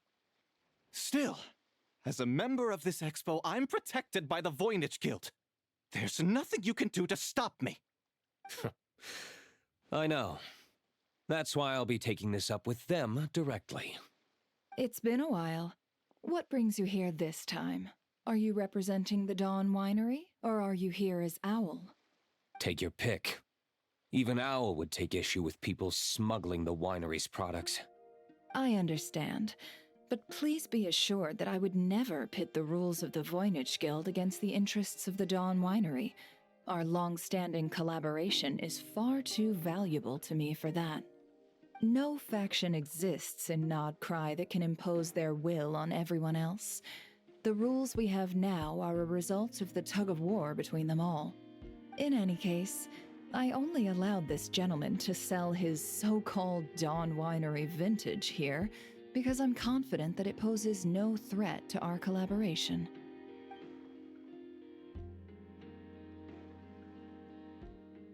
I see. So this isn't from our cellars at all. It's not even from Mondstadt. You... I'm guessing you learned a few of our winemaking techniques, then brewed your own liquor using local ingredients from Nodcry. Imitations like these are no threat to our business. Just you watch. One day, my wine will leave the Dawn Winery in the dust! I'll grant that your wine is a perfectly palatable product, but the fact that you didn't dare to sell it without attaching our name to it speaks volumes. That alone tells me that I'll never need to worry about any serious competition from you. Leaving so soon? Can't I persuade you to come to the Curatorium of Secrets for some tea with me and your two old friends? Hey there! It sounded like you were discussing some pretty serious business, so Paimon didn't want to interrupt. I'm afraid I'll have to decline. That's a shame. Next time you're back in Mondstadt, pay a visit to the Angel's Share. At least there, I can offer you a genuine Dawn Winery vintage.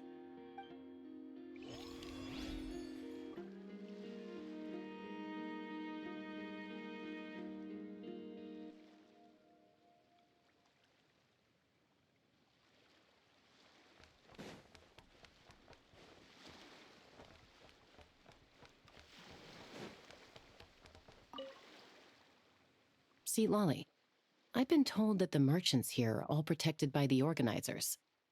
I'm afraid confronting him myself will be more trouble than it's worth. Do I have to do everything myself?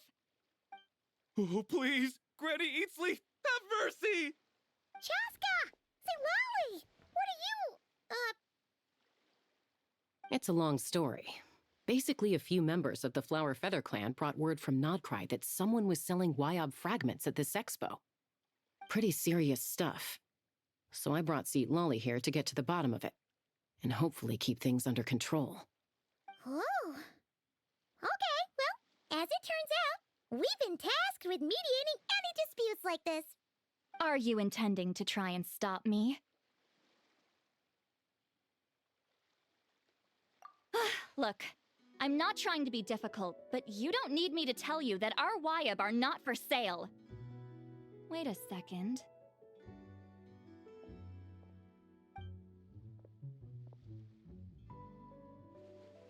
This is just a shard of a Wyob pillar, and its power is long gone, so it no longer has any connection whatsoever to the Wyob. So, tell me, how much did they pay you to ship these out of Natlan? About 800,000 more apiece. What? Apparently, people outside of Natlan don't know all that much about our culture. Some people take one look at those pillars and start bragging that they found a Wyob fragment. I didn't want to correct them, cause that way I could drum up the price. Ugh, forget it. Since you asked me so nicely, I'll let him stay here and— Oh, thank you, Granny. Oh, don't start thinking you're off the hook. Oh.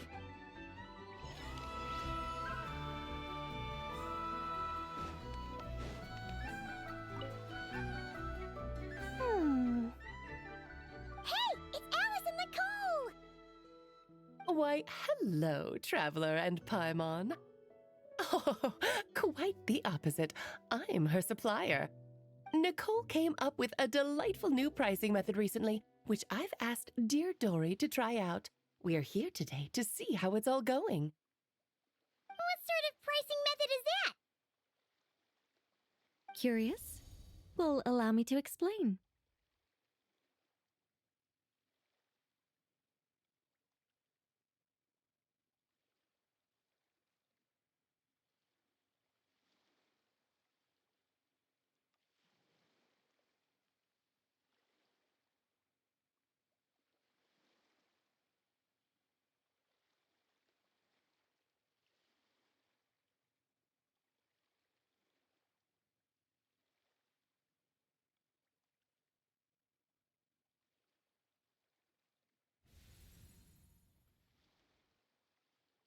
Instead of an amount of mora, you collect courage, kindness, or happiness from the buyer.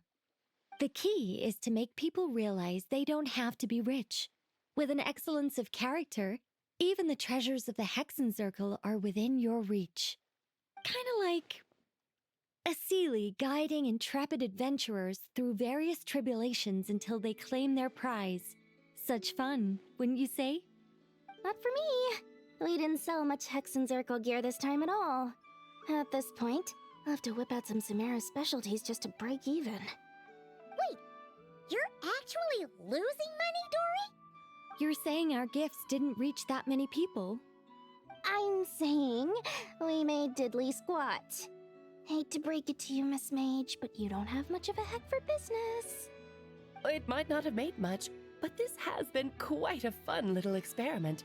To make it up to you, all the revenue from our merchandise is yours to keep, Dory. Oh, they don't call you a great mage for nothing, Miss Alice.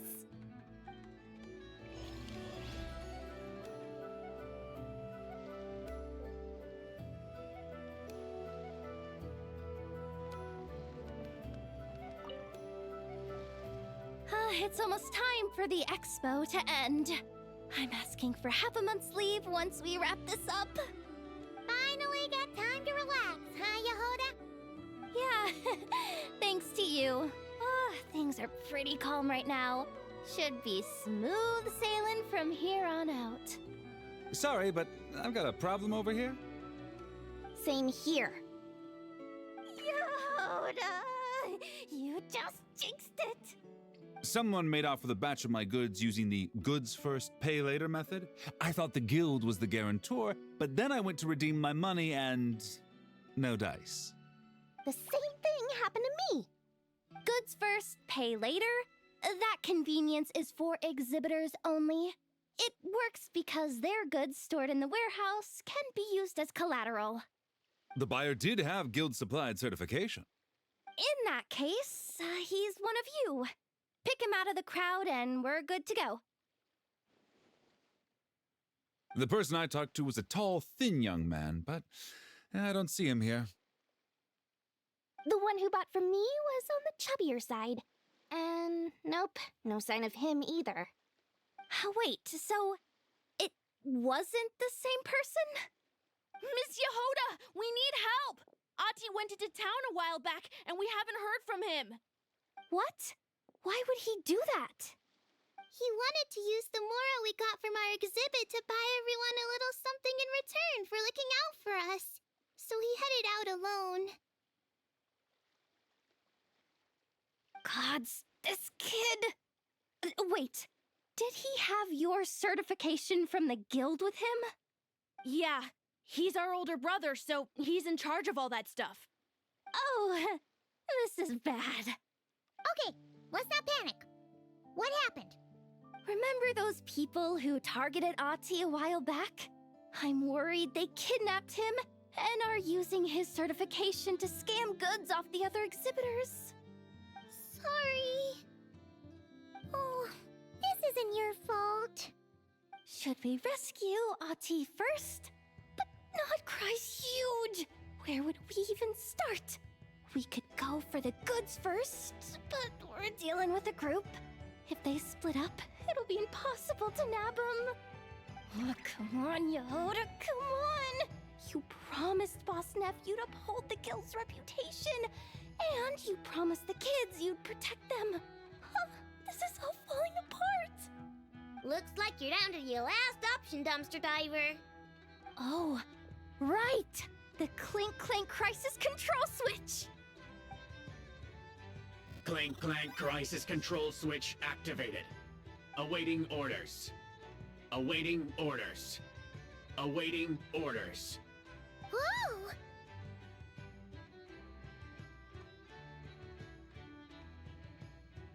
Activating the switch gives you temporary control over all the robots in Notcry. If you wanted, you could turn this whole place upside down. But it won't last long, so think about what you want to do first. In that case, let's get the stolen goods back first. All units, advance to rescue Ati! Miss Yehoda! Orders received. Orders received. Orders received.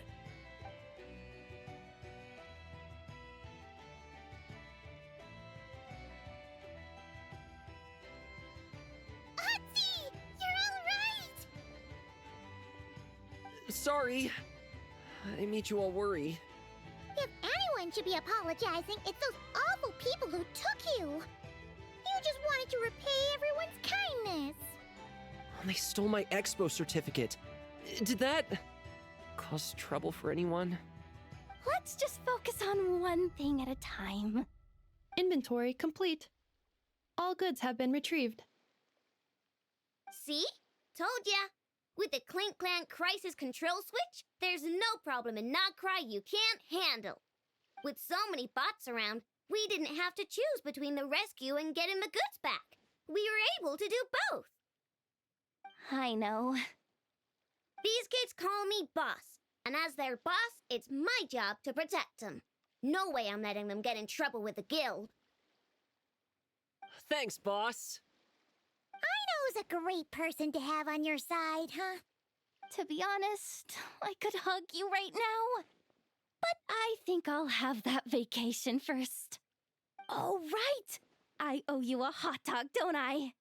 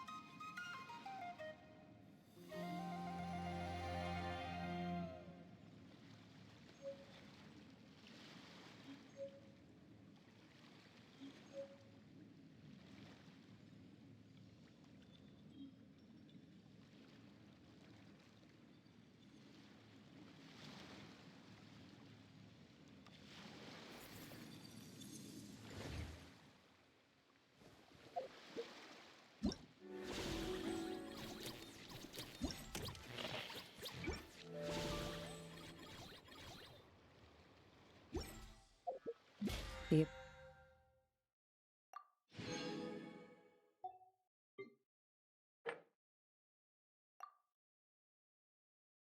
This is like the world's shadow,